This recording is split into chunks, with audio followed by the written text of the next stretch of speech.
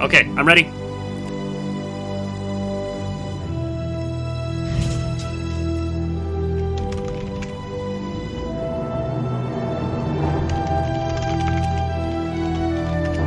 Big girl Anna, strong. Alright, I need to make the volume lower, but actually.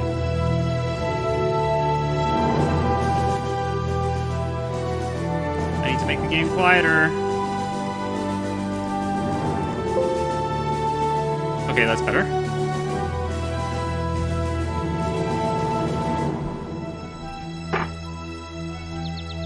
Alright, we're in game. Time to cast. What have we got here? This ain't StarCraft. Oh, and it's a terrible map. Why does this map even exist in the map pool?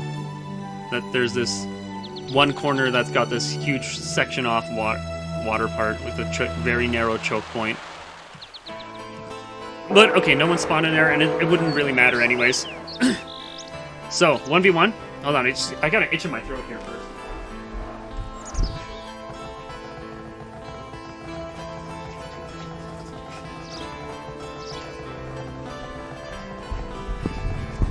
Geary, I'm casting Cossacks back to war in 2021. What is this insanity? And what is this insanity over here? Why is... Whoa. Okay, we have friggin' MSR is playing in the green here. And for some reason decided to build his market way over here off to the side. That for sure means that Anna's got the food upgrade first. No, I saw a 24. Or wait, no, he still had food in the... Yeah, okay, yeah, so that's right. Yeah, Anna got the food upgrade first because of that. So, MSR in the green, playing as the Prussians, which are a good mid-game nation. Yeah, that's the simplest way to put it, because there's different ways that nations can play with the peacetime setting for this game, but we don't play peacetime. So... Yes, Prussia can make a lot of horses as soon as they get to the 18th century.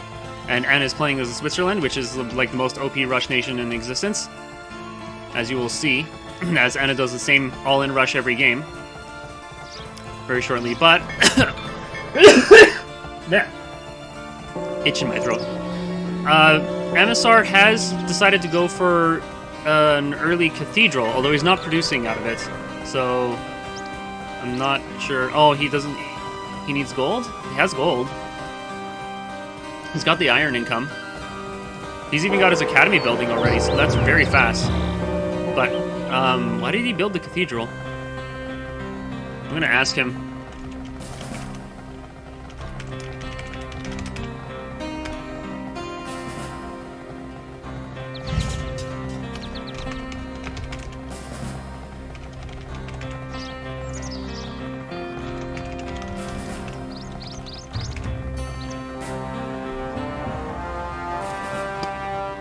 Okay, I told him he's not making priest.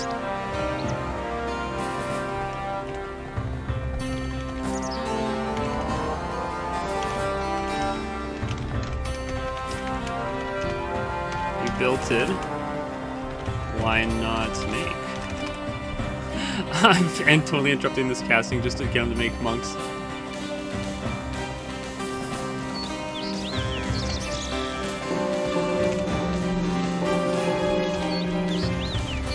No priest, LOL. Okay, so full map vision is on. MSR looks like he's trying to match Anna, except that he built this cathedral that he's not using, which is very, very strange, but he is indeed matching Anna now. Anna has her first formation out, as she does. Formation rush with an academy. And she'll be following that up with more mines, and the second barracks. No, the town hall comes before the second barracks. No, the Diplo Center comes before the next town hall. That's how Anna does it. Now, MSR's already got a Diplo Center, so I don't know how he did that so crazily fast. He's got no gold, but Anna's units are going to be upgraded, but he's going to have more, and he's already got a formation here selected, but let's see how this engagement goes. Yeah, Anna's marching up the way. I don't know if hills actually do anything in this game. Let's see how it goes. Maybe they do. Anna's swords are doing pretty good. Anna's swords got overwhelmed. Oof. They were doing pretty good till they got overwhelmed. That's pretty ridiculous. What's over here? Oh, mine. Okay, so he's still not producing priest. He's still got that market to the side. Now, Emissar's got his second town center up, which Anna is just making her Diplo center now. Anna seems to be very far behind.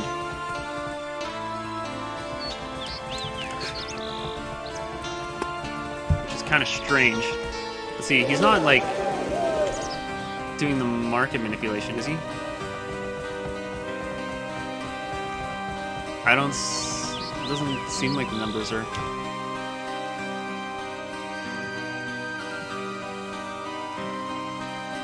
Let's see.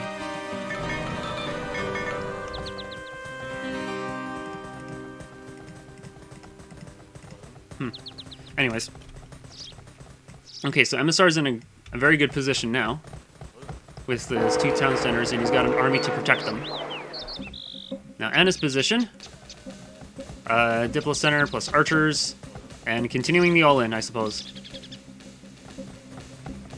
Anna has 3 gold mines, so she's going to be able to afford that second barracks very shortly. Much sooner than Emissar will. His academy is here. What upgrades does he have? Okay, he has gotten the wood upgrade, which is very nice to see. I like that wood upgrade a lot. And he's continuing to expand the mines, but now he's run out of population space. So we'll see what he does to deal with that. Anna is going to continue to try and push forward. That's not going to work versus an army this big. Unless Anna has fully upgraded her swords right now, which she might have because it's second barracks time. But really, Anna should not be attacking, but she only does this. I don't know why. She knows how to play the game in other ways, but she will only do attacking and only attacking, and nothing but attacking. Let's see how these swords do. It looks like there's too much. It looks like there's too much. Looks like the swords are getting wrecked. Yep, too much.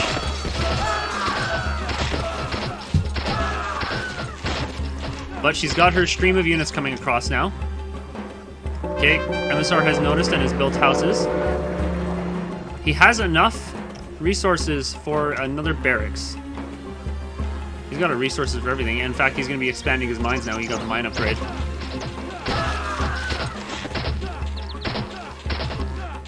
So, Anna's plan of action is to continue to all in. She only just now got her second town center.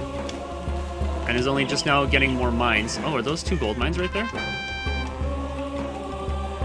They look like they are, and there's another one right there. That's a lot of gold. Anna could make a Dragoon army with that much gold.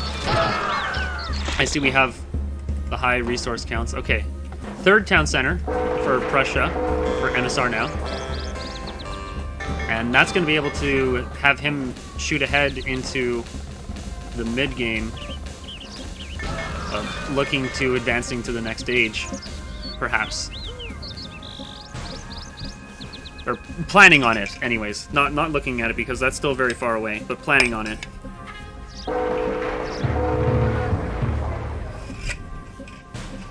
Now I hear his other barracks just finished, so good for him. That's the town center. There's the other barracks. These buildings look really weird to me. I can't tell what buildings are what. And his buildings, I understand very well. Except the academy. That one looks kind of weird. Okay, so here's Anna's strategy working as intended. With her swords being fully upgraded, pumping out of 2 barracks. And it's only because there's Dragoons firing from this hill. Which again, I don't know if the hill makes a difference. That Anna's swords are going to not be able to push all the way through.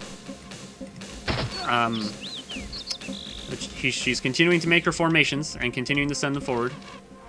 But yeah, having the few Dragoons on there was what saved Emissar from having this position be broken by Anna.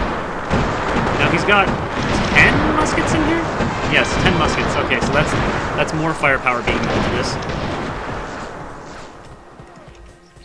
Anna has... not a lot, but I bet she has a lot of gold. So I'll have to see what she does with that. as Emissar is continuing to push forward, and he's now producing out of both of his cathedrals. Very nice. So he's got monks. Priest reinforcing this. Oh, and that was very unfortunate. Anna's formation got kind of wrecked there. Yeah, Anna can easily win, but like not when she plays, not when her play gets countered, when she plays into the enemy's position. The only way that she could make sure that she loses this game is by doing what she is doing to attack into her opponent's position like this. So well played by Emissar. Looks like Emissar's got this game in the win now. For easy. Anna keeps sending up 36 formations to all get shot and killed before they even get a chance to fight against the muskets. Even then, they still lasted quite a while taking on that gunshot. Meanwhile, Anna is continuing to gobble up all the gold mines, though. What is Anna's game plan? Because, like, she can see that these formations are just getting crushed, right? They're getting shot down before they can really fight, like this one.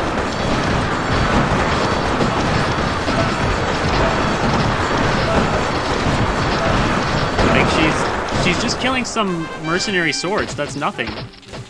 Here, Anna will finally get a win. As this army, watch how quickly these numbers will fall. As the swords rip them. Anna's swordsman, Switzerland, OP, rushing swords. Look at that. Crushed. Did Anna even lose a sword? It barely looks like it. If I could see the formation stand normally, then I could tell. So, like, Anna might still have a possibility of doing something. Okay, she made a bigger formation finally, at 72, but still sending in the smaller one to get shot down. It's only 10 Dragoons that have been standing here this whole time. All Emissar is doing is just rallying all his production to here and letting Anna run into it with her straight line of production. Did I just hear... Oh, that was my artillery depot. Right, because I'm listening to Emissar. So he's got one... He's got a lot of houses. I'm looking if he has a third town center. Looks like no, but he did make an artillery depot. I'm just looking for where it is. Nope. Nope. Stables. Building some mines. Actually, has he even upgraded any of his mines? No. Okay, but, so that's probably something Anna's doing right now. But I heard the artillery depot. I swear I heard it. There it is. Okay, I found it, finally. I can tell what's going on. Okay, so Anna's got her 72 formation here, but that's so many units here. Plus some guns. Like, it's not going to work. But if I know Anna, she's going to be advancing to the next age right now because she gobbles up all the food and then doesn't buy any gun units so she doesn't spend her iron. Well, I guess I will keep the vision here while I go to the bathroom.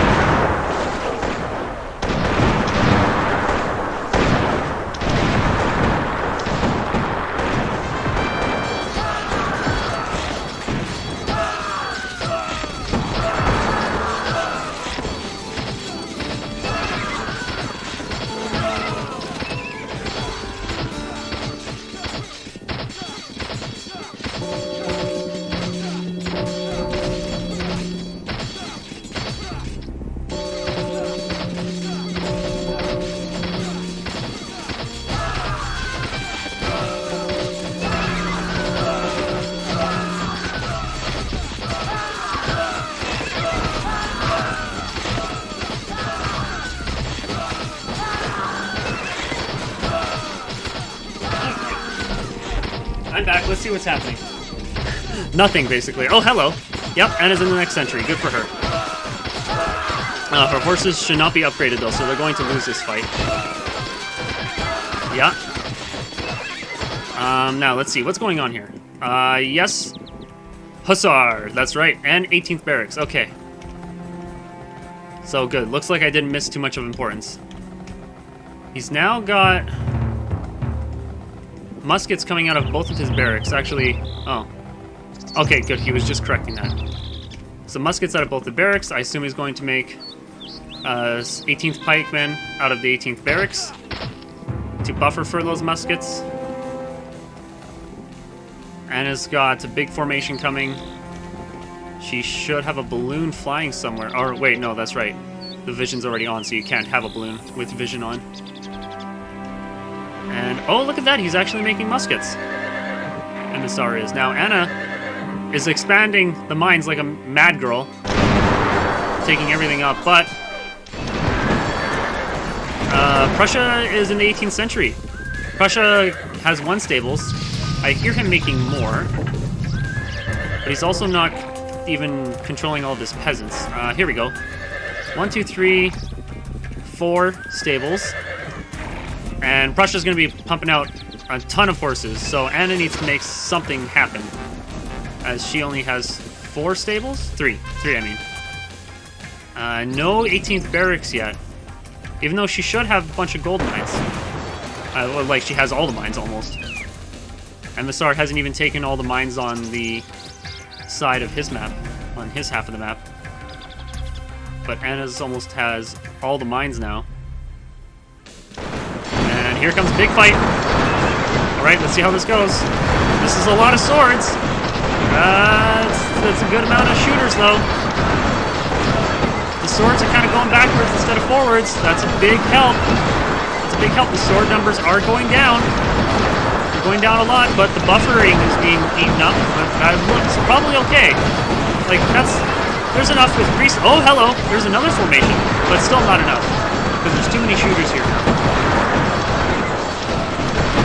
And Anna's army, once again, got donated to the Dragoon Lords. But she is playing Switzerland, and she does have a mounted Cheshire. Cheshire. I don't know how you say these names. Cheshire. And there's the 18th barracks. Anna finally getting it. But she's behind. There's muskets coming out. Yeah, 18th muskets. Those are deadly. Like, this is a very deadly position now. He's got 18th muskets here. Anna's gonna need to try to do literally anything else. Like, there's so much everywhere else of base of Emissar, but she keeps trying to attack into the Deathball army that's just sitting here. Oh, and finally, looks like Anna's gonna be running the horses not into the Deathball, but there's so many Prussian horses here now. There's more than what Anna has, so if he defends with the horses, he's going to be able to take out Anna's army, but is it going to be worth it for Anna? Let's see. The horses are coming. Anna's horses are killing so many peasants. Is it going to matter, though? Because he already has a second 18th barracks, so he can make pikemen out of that on top of his muskets. He sent a good chunk of his army back, and we have Anna attacking the army still with her formation, but there's still there's too many shooters. They're not going to get there. Yeah, the swords are dead. Now, let's see. No, he's making muskets out of both. Now, Anna's horse is still killing a few peasants. So that was a big disruption here to Emissar. It looks like. Maybe. We'll see how he repositions after.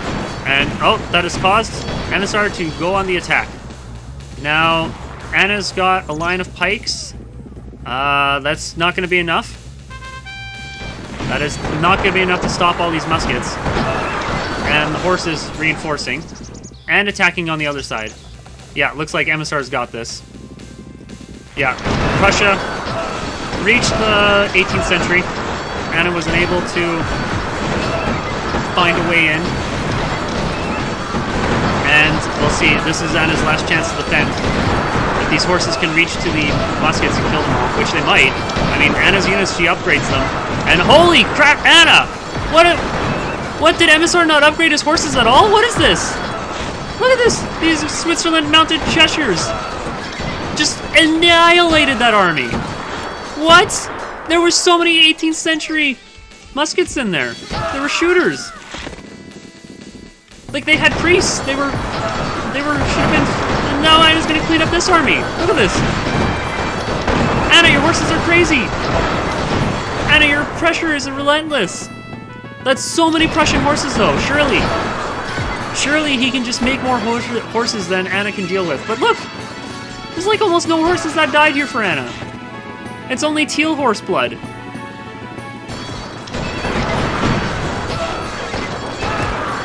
Oh, and her army that's rallying is only fighting a small portion of the horses, so that's something to benefit. And then Anna just runs her horses directly into the middle of this death ball. Like, that, oh, Anna, you had a chance. You had a chance to do something, but then you just threw your horses away. Oh no, she's still trying to run into this wall of horses with muskets behind them. Ah, you really had a chance, Anna, but that wasn't it. So, like, I'm just looking for town center, count 1, 2, 3. Only 3 town centers? I don't understand why Anna has how Anna can have way more mines than MSR, but MSR has so much more resources and just sold for a ton of gold, yeah? He could just sell all his resources and get like 100,000 gold right now. He's making muskets though, only. I guess he only needs muskets if he's making Prussian horses. Look how fast he's making. He's making faster than pikemen almost. And they're 250 HP instead of, I guess we don't have any pikemen left in the game. 75 HP, 100 HP, 50 HP, 250 HP.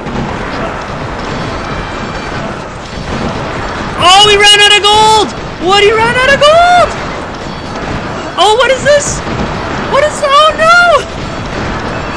Chaos in the ranks.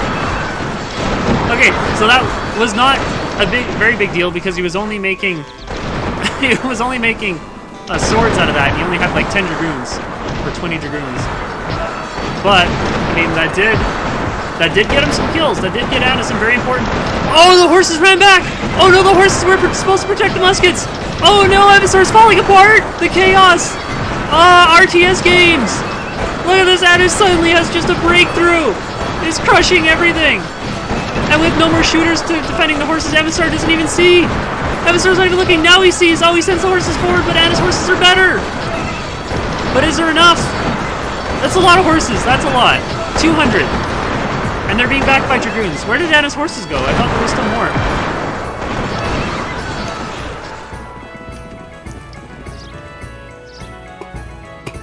Okay. So this is good and all, but Anna's base still looks the same, and that's very worrying, because Prussian horses are still coming out of these 5 stables. And he's got a second 18th barracks. It's pushing Anna back now. Now, Anna's not going to die to this because she has formations and horses, but I don't see her doing anything else. Okay, she has a 4th stable, so she's still behind. But all those mines, what are those resources going into? Because looking at freaking Emissar's resources, nice, and it takes out one flank of the horses, one attack of the horses. How much does it cost to make 5 gold, 3 iron, and 100 food? So if he has a few hundred of those, that's not a lot. Yeah. Okay, Anna's horses are once again just really good and crush. Emissar's having a lot of trouble when he ever tries to move forward against Anna, because then just this happens and crush. Crushed. Anna still no other barracks, only the one more stable. She must be upgrading her units. That's the only thing that would make sense. But even then, you'd think she'd want to get a second. She always loves to get a second 18th barracks. So it's like MSR can push forward because he makes a crazy amount of horses out of his Prussians. And yeah, he's not even heavily upgraded either. He's very little upgraded.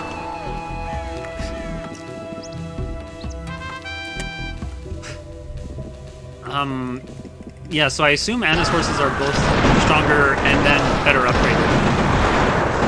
But when you're making muskets out of 2 18th barracks, and you're just... Anna's getting no value out of these pikemen coming out of here.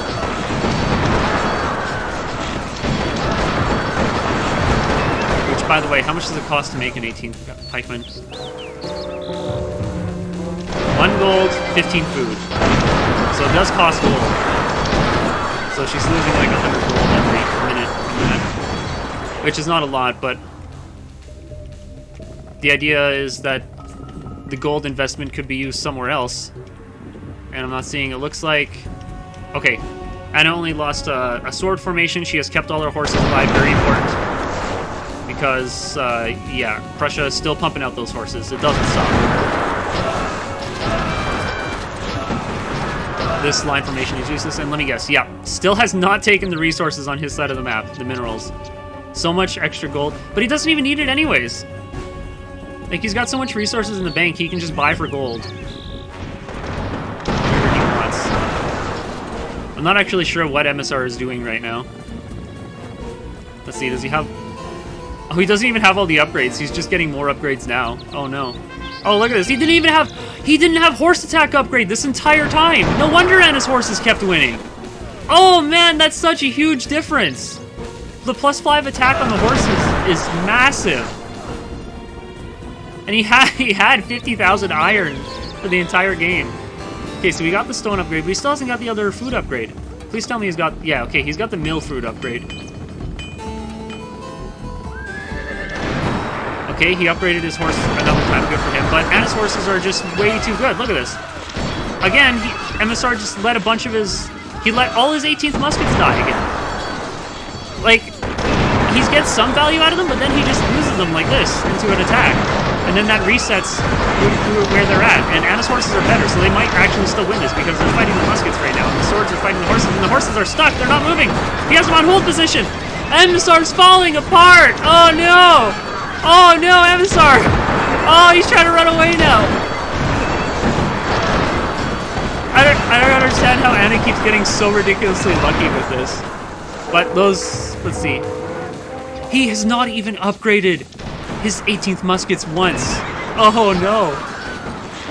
Oh, look at all the resources he has. It's just too chaotic for him. Oh, thanks. Yeah, minimize the game because for the song, yeah, do that. Dun, dun, dun, dun, dun.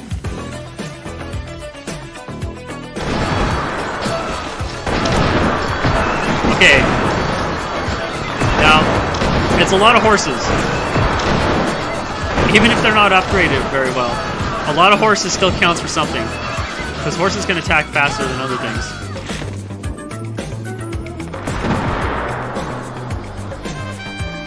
MSR has so much, he's just not doing anything with it.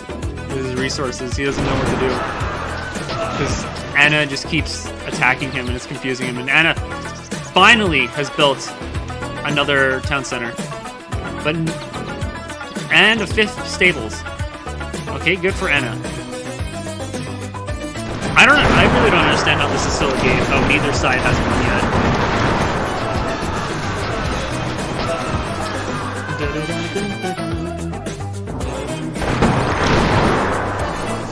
So it still looks like MSR has always been in the lead. Oh, and he's made a 3rd normal barracks now, okay. What? Look at how much gold you have, MSR. Are your vines upgraded? You upgraded it, but you didn't even put the peasants in there because you forgot. He did upgrade that gold mine by 1. Okay, there, he's built another 18th barracks. He should build another one. And then he should just win the game.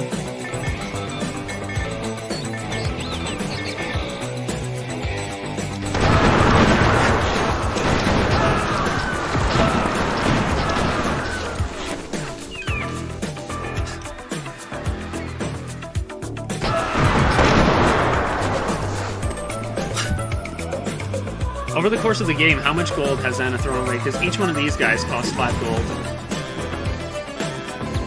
And each one of the pikes. Oh, Anna built another stables. Anna's going all out on the stables. Finally, here comes the second 18 barracks. That's like so far away. I don't know if that makes a difference now. That's a lot of horses. 500 horses. Versus about 150 of Anna's horses. Alright, well, we'll just have to see whose horse is better. Wow, muskets coming out of 3 18th barracks, and he's finally upgraded some of his muskets. Oh, he's finally fully upgraded his Prussian horses. Okay. So if Anna's horses are not fully upgraded now either, then Emissar is going to win this game as soon as he hits the attack move.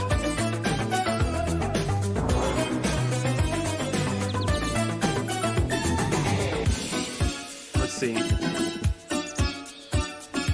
Is there anything that Anna can do? I'm back at this. Here we go! Oh, look at that! Oh, look at those horses move! Oh, okay, I guess he's gonna slow push it. Not very fast. Oh, here we go! Horses! Move forward! And then they reposition. That's so many Prussian horses. Anna's just gonna run into them instead! Here we go! Oh, there's no more shooters. They're not participating in the fight. That's a big help for Anna. Is there enough horses? Oh, that's so many Prussian horses. Prussian horses win.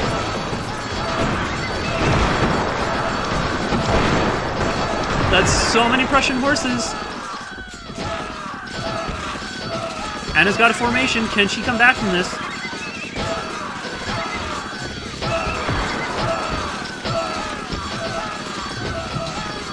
Oh, wow, you know what? Her pikes are actually not dying instantly. She must be upgrading them.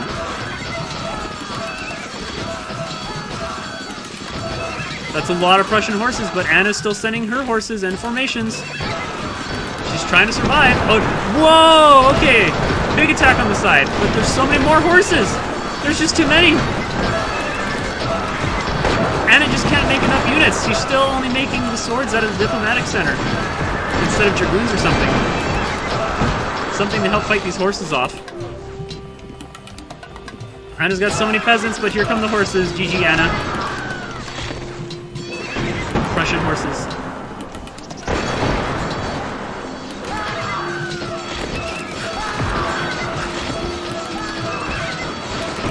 And finally, the first game is won by Emissar. GG.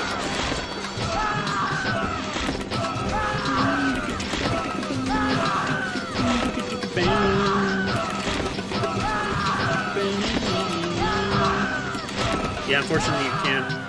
Oh, okay, you can go off to the side.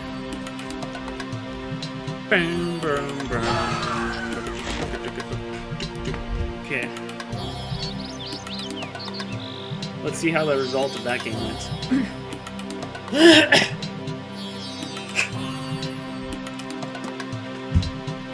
Yep. Let's see. Oh, Emissar didn't get the food upgrade right away. Instead, he got the wood upgrade right away. And the stone upgrade much before Anna. Oh, see, that's so weird. Anna advanced to the 18th century so fast, but she didn't do. She only did it to make the other horses, I guess.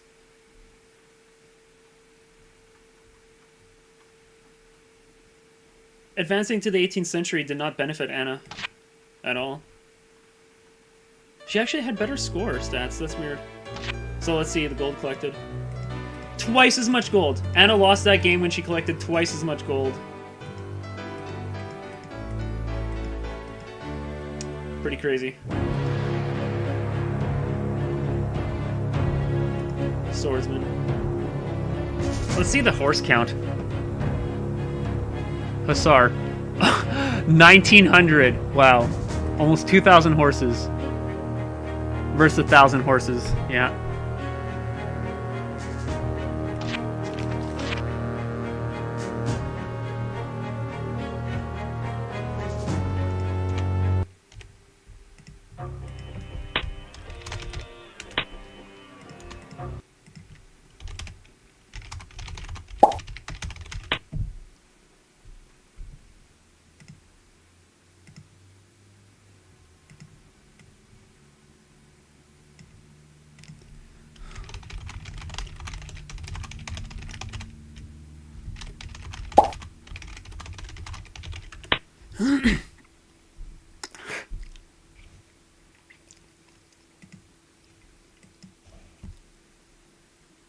Oof kick bad bad.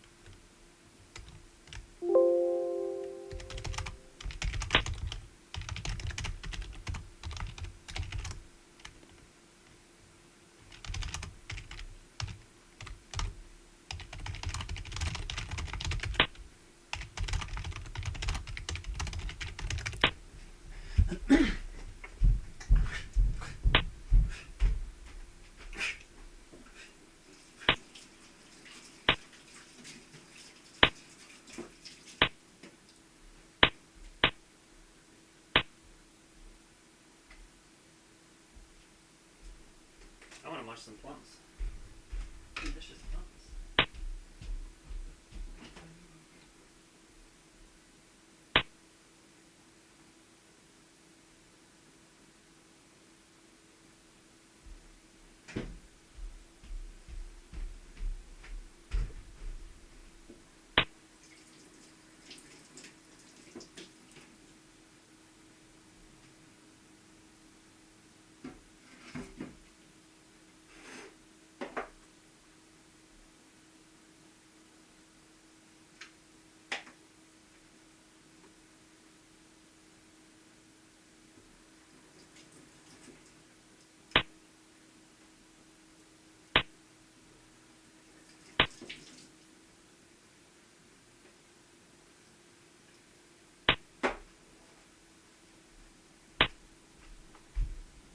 Alrighty.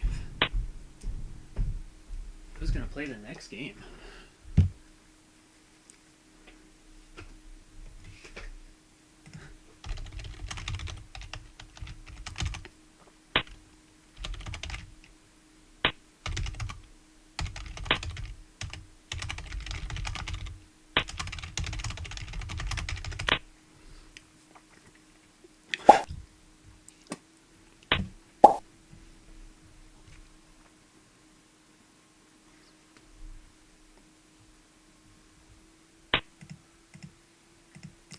Succumbed.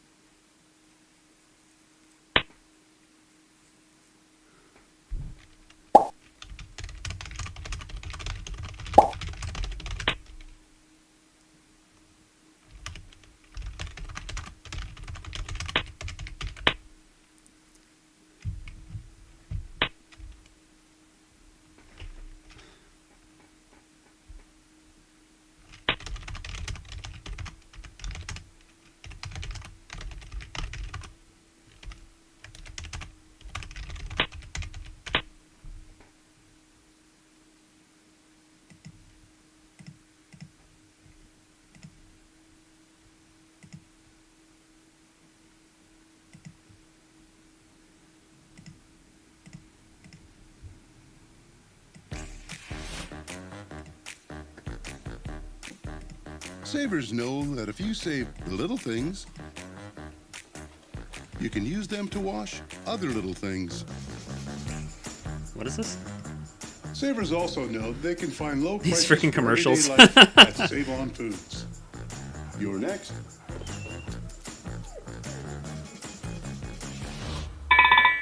Save on, savers.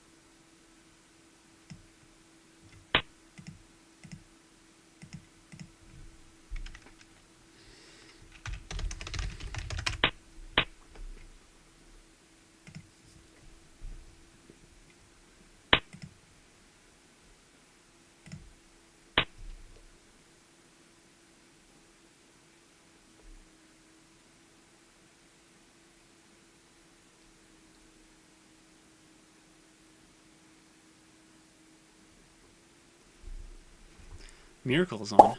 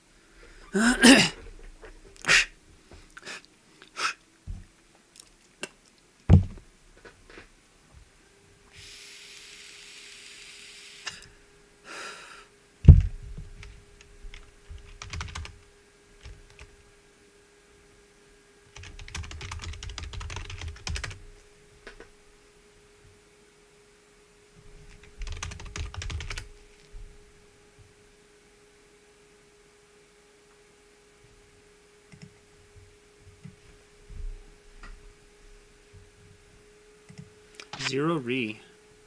The Dreaded.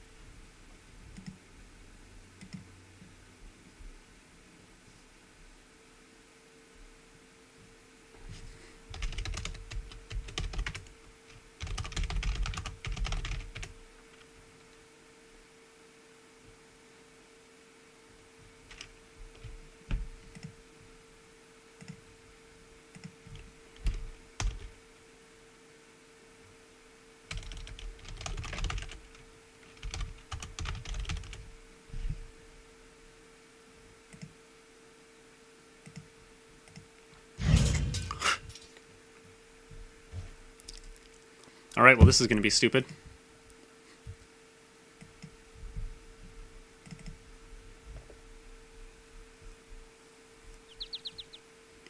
Algeria versus Ukraine. Algeria wins. That's all there is to it. I don't even need to watch this or cast it. You're just going to have Algeria. It's going to make a thing. It's going to go whoop, and it's going to beat Ukraine. At least there's resources everywhere. It's a more benefit for Ukraine than it is Algeria. I'll put on something to listen to pay attention to. Because this is going to be very boring. Yeah, I'll put something on.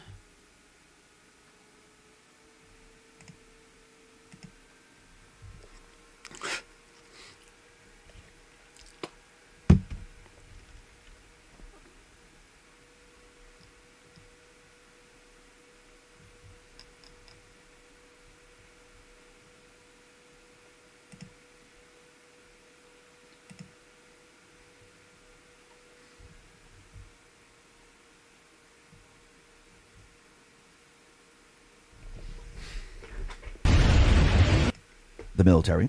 Why does the military play such a vital role? They know of the fight between the good guys and the bad guys. It is approaching. And John Voight continually says, trust in God, trust. There we go. And I do believe we're headed in this direction. Gold mine. Take a listen to what John Voight says. My fellow Americans, we will never allow this force of evil to knock down our Constitution, our God-given truth. Loki hasn't even bought. My friends, How does he have so much we're food? all saddened by the unrighteousness that has doomed our nation. He We're sold all all angry his for this deceit gold that and has taken our freedom, stuff for food. our children's freedom. But we And must he's not give got up. the thing coming For across. And, God shall remind all that his Oh, no, power he's is only got stronger one than any barracks made right politician, now? any book, any lie. well, He will show truths because we're a nation of truths and strength. that And was my fellow quick. That was even Americans, quicker than we I will thought it never was let going us to be. down. Let us all keep our faith. Let us all keep our truths. And let's all participate in the next rally. For Donald J. Trump will show all that he is the only president that had our best interests. My friends, we're all sad and heartbroken. How Our much food nation's do in they cost? despair. Only But he fought 10 for us once and food. he will do it again. Let us hold our Oh, that's heads high, ridiculous. hopes high, Oh, and so let you us don't even remember our need forefathers' peasants on words, the food. words One of the stamped on peasants flag, cost 100 our food. dollar bills. One peasant's cost 10 of these guys. In God, we trust.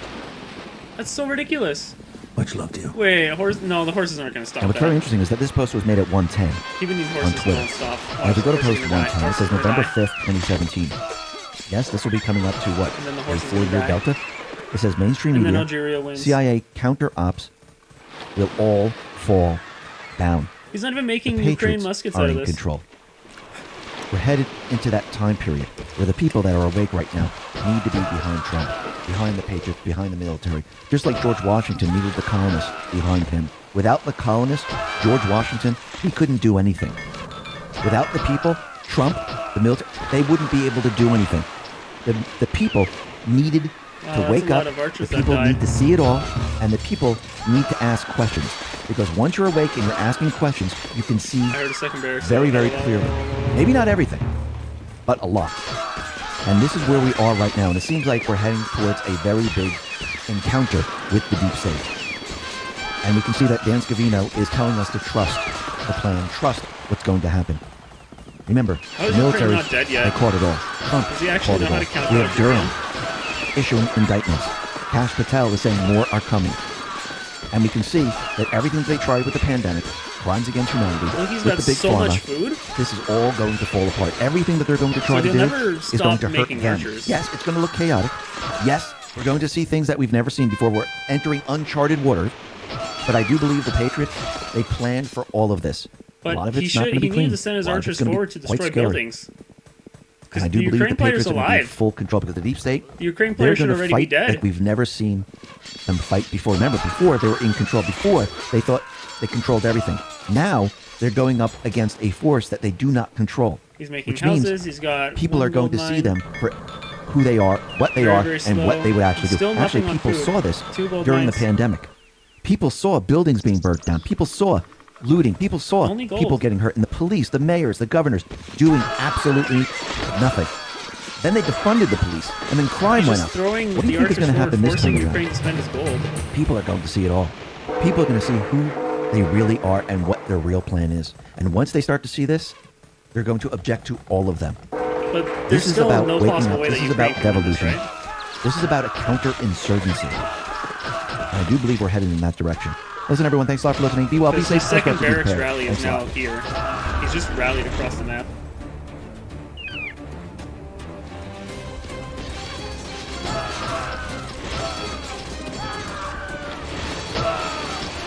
As soon as this ball of archers fights that ball of archers, the Algerian archers are going to crush that.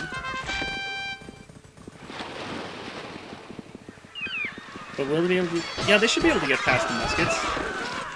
That's not many muskets and they're not upgraded.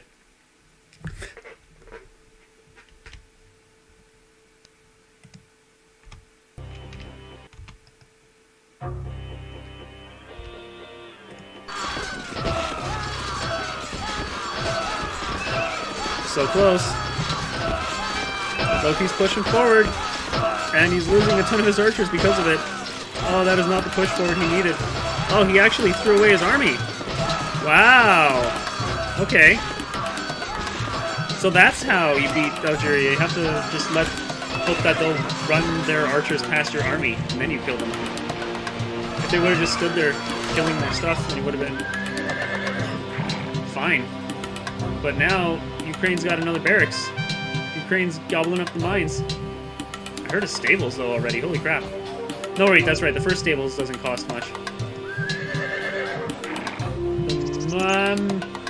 The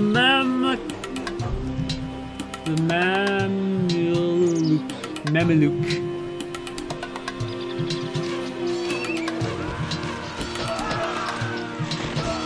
Okay, so it's Algeria, so he still has 200 archers just standing here.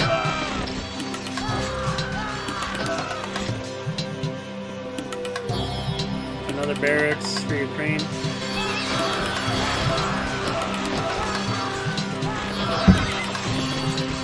Now, of course, the issue here is that Ukraine is the best endgame, and Algeria is the best start game. So, the way it goes that every minute that passes, it becomes harder for the Algerian player to win.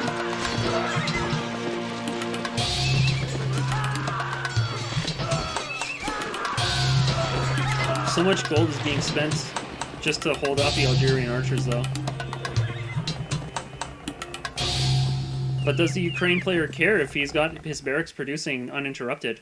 I don't think he does. Ukraine's a bullshit nation. They don't need gold. Look at that. Only sent one horse over here. What's this horse?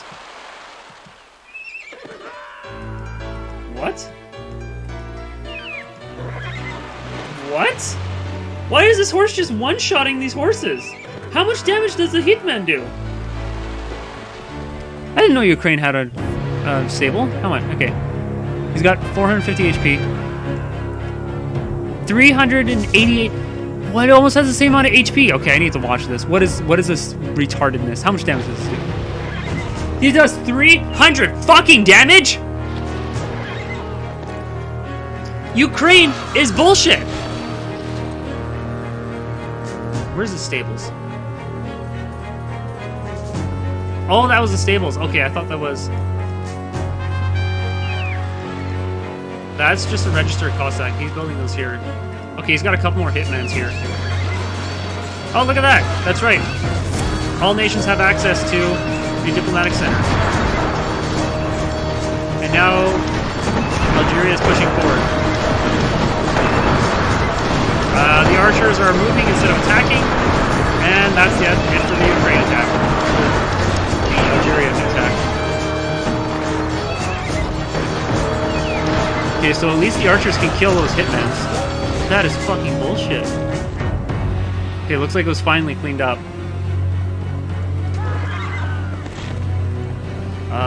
These horses coming in here one at a time are the most ineffectual horses ever. And Loki's got a lot of food. Bang. I don't know what that's good for with Algeria. He needs to stop running his archers forward because then they just die. What he needs is a third barracks to produce more units to help his archers. That's a lot of houses. Or he needs to do kind of something, anything different. Wow, that's fucking bullshit. Dude, holy shit, look at this. Holy fuck. Those hitmans. That's fucking bullshit.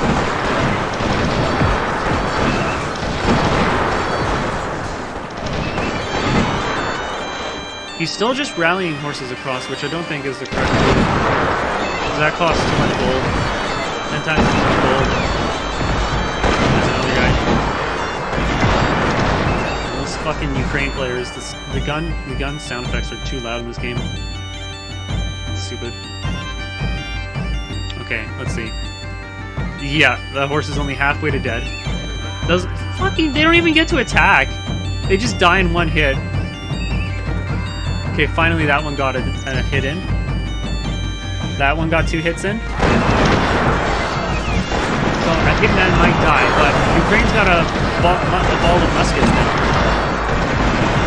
Like, rallying into that is not going to work ever. It might cost him. Maybe that's the plan. You know, it could cost him some resources, but it's costing way more to send these freaking horses in here instead of something else. Loki really needs to change that up because he doesn't have gold income because of this. He doesn't even have another town center, does he? No.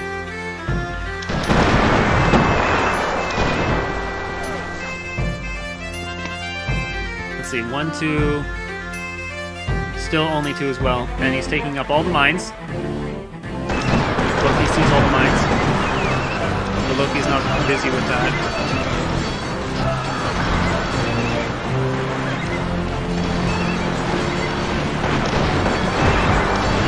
Like, this is just never gonna work. This one hitman is still alive. Hitman.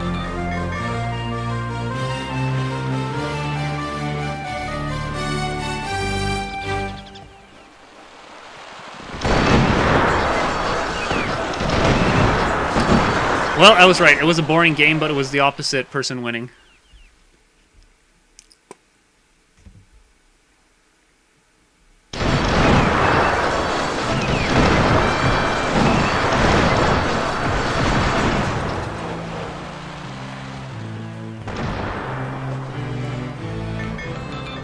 Both players still don't have a lot. No third town center. Only one stable. Like, I have to imagine that it's these archers are costing the Ukraine player all of his iron and coal. Which would mean he can't trade for gold. But he's still making peasants. His peasants have not been killed. He's probably got just as much food as Loki does.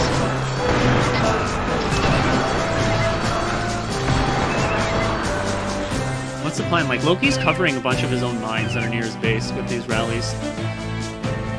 Like, I see he's got lots of guys working. He should have the stone upgrade.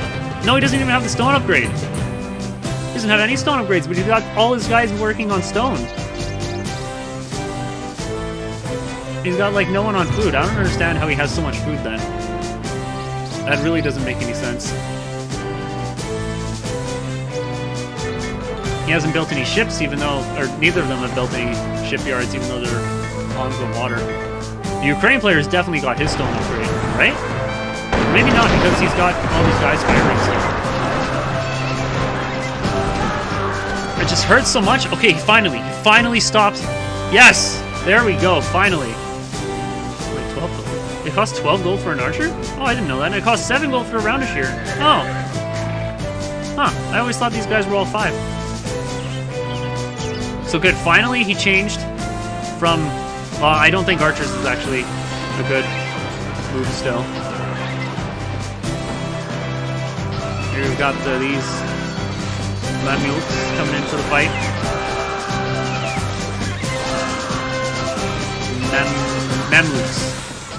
Mamelukes. The Ukraine player has got so many mines. He's definitely not starving for resources, even with the rally. If there was less mines, there would be, yeah. But it was too late. There's a stables over here for some reason. I don't know why. Loki has built the stables up there. Still, though, changing it to the archers, still not the best move, I don't think. Because, like, the splash damage can kill your own archers. I learned that the hard way. Kill your own units. Look at this. Look at all the archers that are dying. It's not from his archers. He's got, like, 10 here.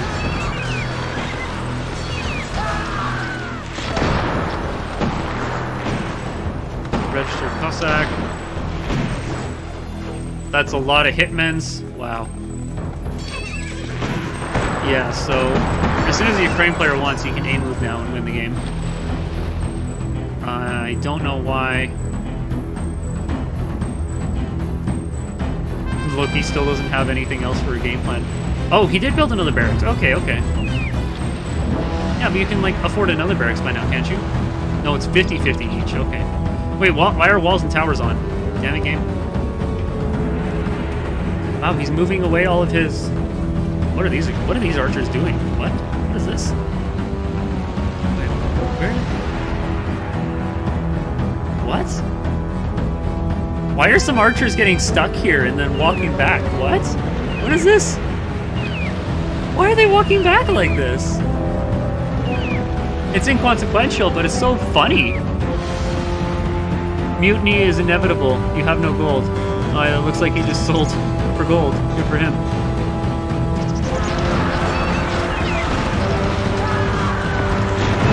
Okay, that is a stupid amount of archers in this choke point. 500 archers. But it still doesn't matter if he can't get close to the muskets. Like, Ukraine won, or the Algeria won at the beginning, because that's what Algeria does.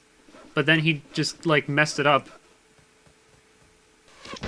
He didn't, well, what he did, how he did it to mess it up was by not having his army move past where the rally was coming out of the Diplo Center. Those were the only units Ukraine had making. And then to blow up the mine, the market, the mill, the blacksmith, you know, actually cause some damage to the Ukraine player, but that never happened. And then there was a few times where he moved his archers past. He tried to attack him and then caused the archers to walk past the opponent's units, and then that, yeah, was a lot of dead archers or nothing. And this still is a lot of dead archers, because you have 300 archers here, but they can't get close to 200 Ukraine muskets.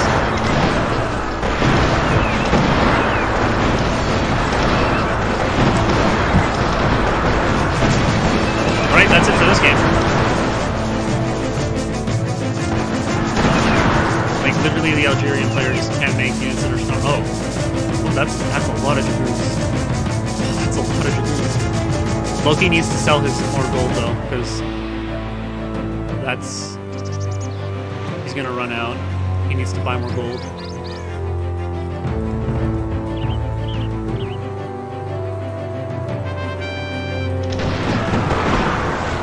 I don't think those dragoons are gonna win, though.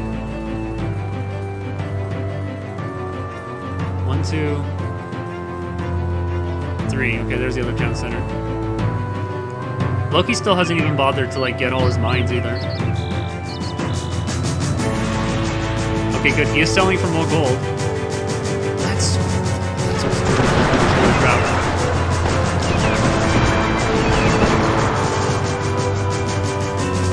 Okay, so the wrong play to do here. This is the last thing that the player can possibly do. He's got to get to the center so he can pump into 200 dragoons. And does he have his upgrades? No, he still has to get the shooting upgrades. I don't know if they affect the mercenary units though. But, so the wrong play to do would be to aim move into the army for the Ukraine player with these dragoons.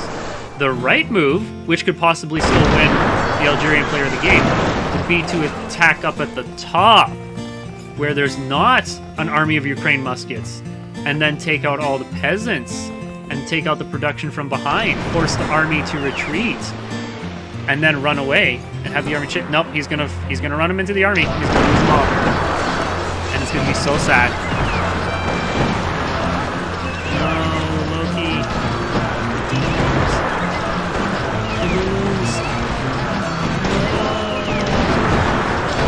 Oh no, they weren't even attacking! Okay, I pulled them back. I pulled some back, but that's it. There's nothing to be done.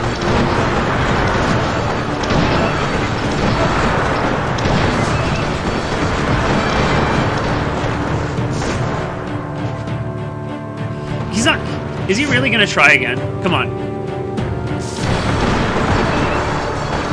He's really just selling everything into gold to buy Dragoons again. He just threw away 15,000 gold. He's gonna do it again.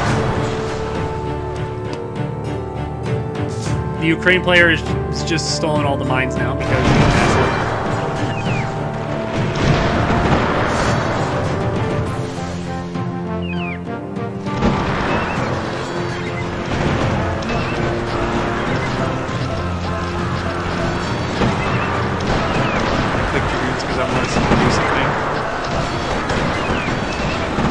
He has practically infinite money. I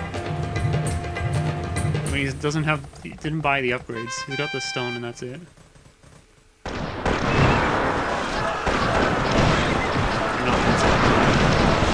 mean, shooting at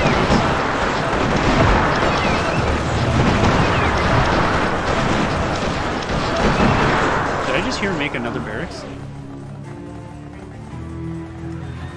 Oh hey, he stopped making Dragoons.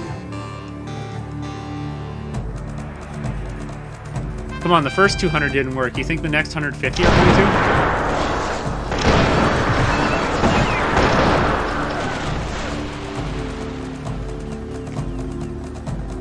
to? Does he still only have one field? It's pretty crazy.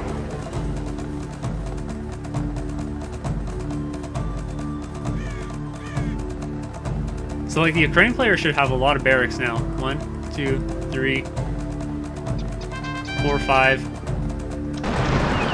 5?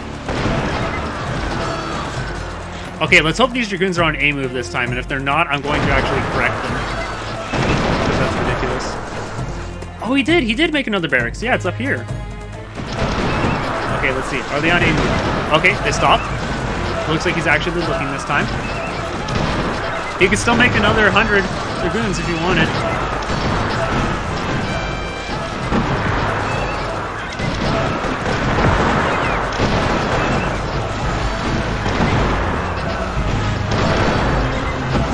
Loki, what is the game plan? This is never going to work. Look at the score difference. Or that has to be counting the kill-death ratio, because otherwise that wouldn't make sense. Oh hey, Hitmans are coming to attack the archers. That's exactly what Loki needs. Because the archers can one-shot the Hitman. Wait for it, wait for it. Wait, what? It took damage? Or that was a different one. Okay, that's one Hitman dead. That's another Hitman dead.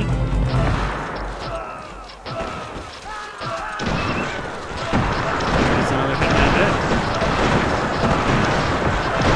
Okay, but these Ukraine muskets can kill everything. Infinitely.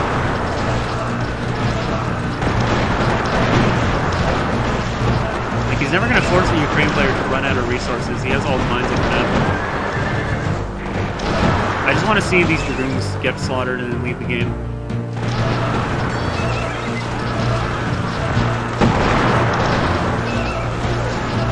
It doesn't look like he's going to attack with them though.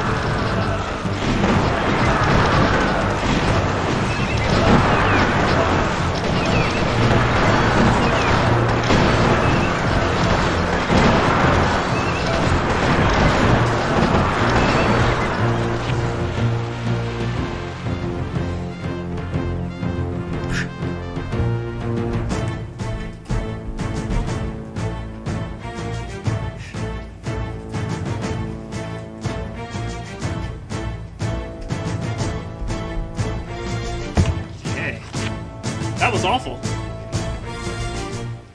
I never want to see that again for the rest of my life.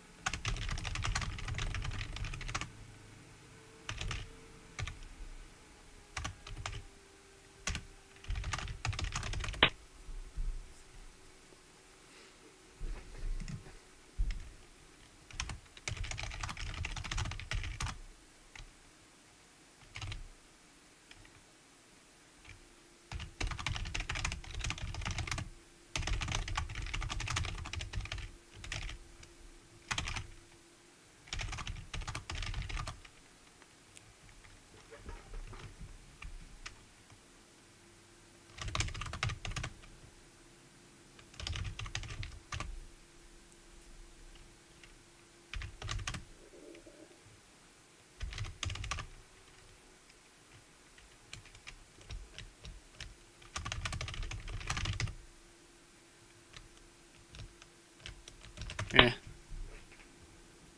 That was terrible.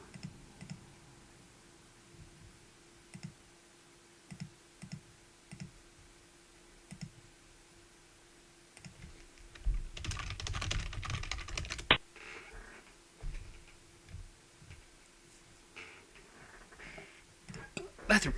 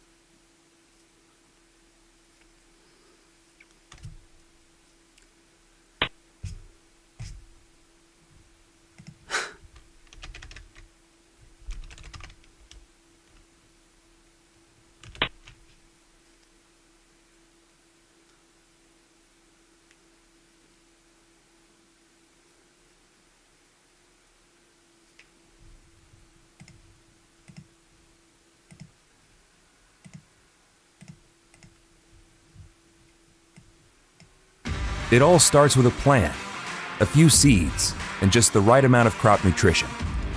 It takes time, knowledge, and some help along the way from a partner who has dirt on their boots and wants your farm to succeed as much as you do.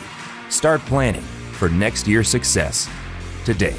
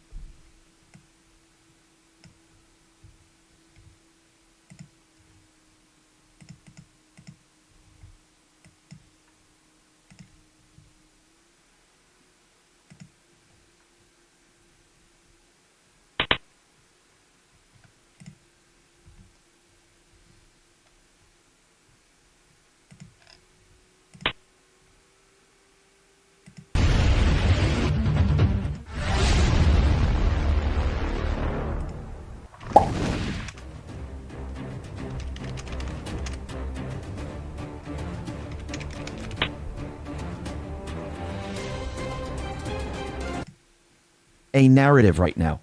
And I do believe we're seeing the beginning stages. Just because Red 2 says communication blackout doesn't mean everything's going to be shutting down all at once. I don't believe they're going to do it all at once. I believe they're going to do what they normally do. They do one by one, and as more and more information comes out, you'll see another one go down. It's just very coincidental that we had this fake whistleblower out there on 60 Minutes, and believe me, whistleblowers do not go on 60 Minutes. They're real whistleblowers. And then all of a sudden, we had DNS records deleted. And now if you look in the fake news, they're saying, oh, this has to do with the whistleblower. So it seems they created this on purpose. And this could be the start of a communication blackout. We'll be discussing a lot more about this because we know the Patriots are in control. This actually shows you they're in control. The deep state players, they know there's going to be incriminating evidence that's going to be produced. Durham has not just been sitting around doing nothing. He received the declassified information. He presented it to the grand jury. He's been investigating this and connecting the dots. Remember, these individuals, I'm talking about the deep state players, they are sophisticated.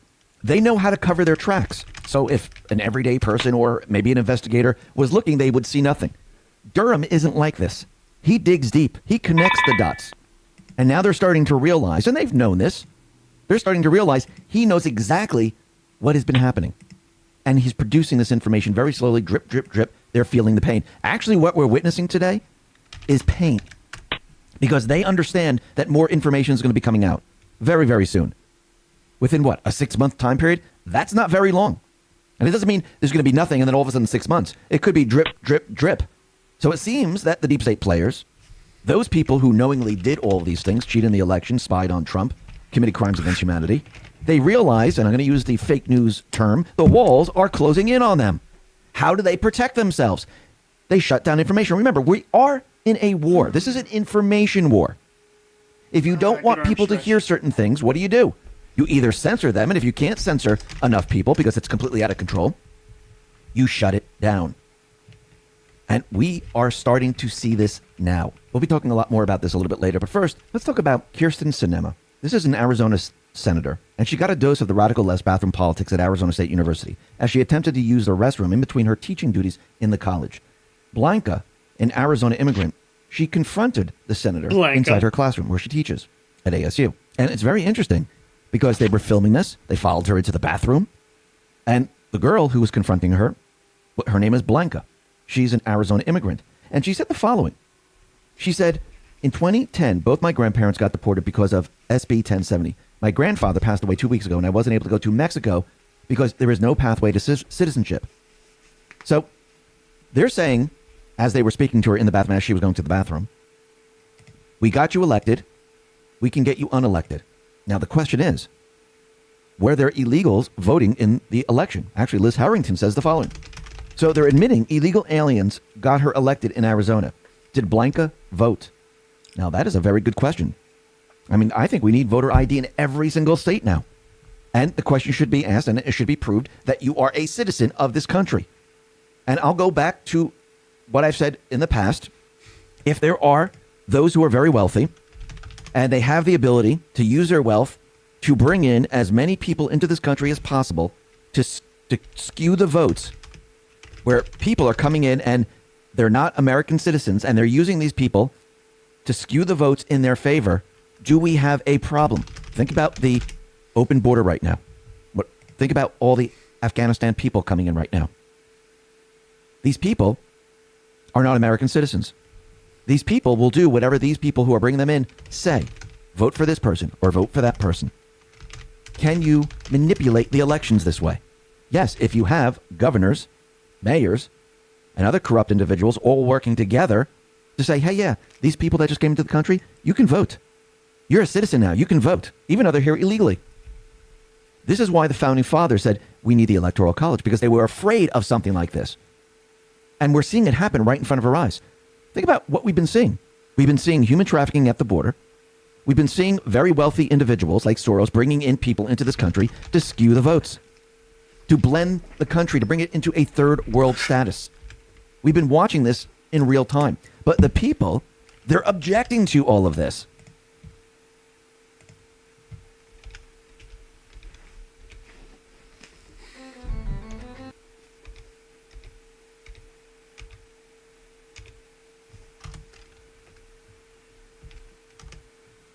Okay.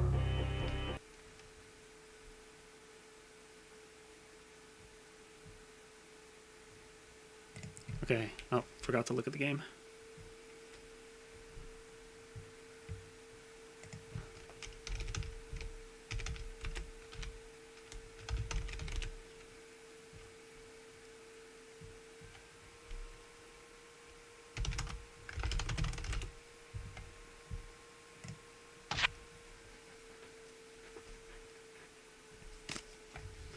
Why has it got to be so hard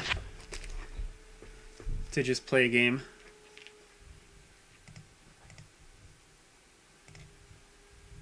Oh, no late joining. Oh, it won't let me join.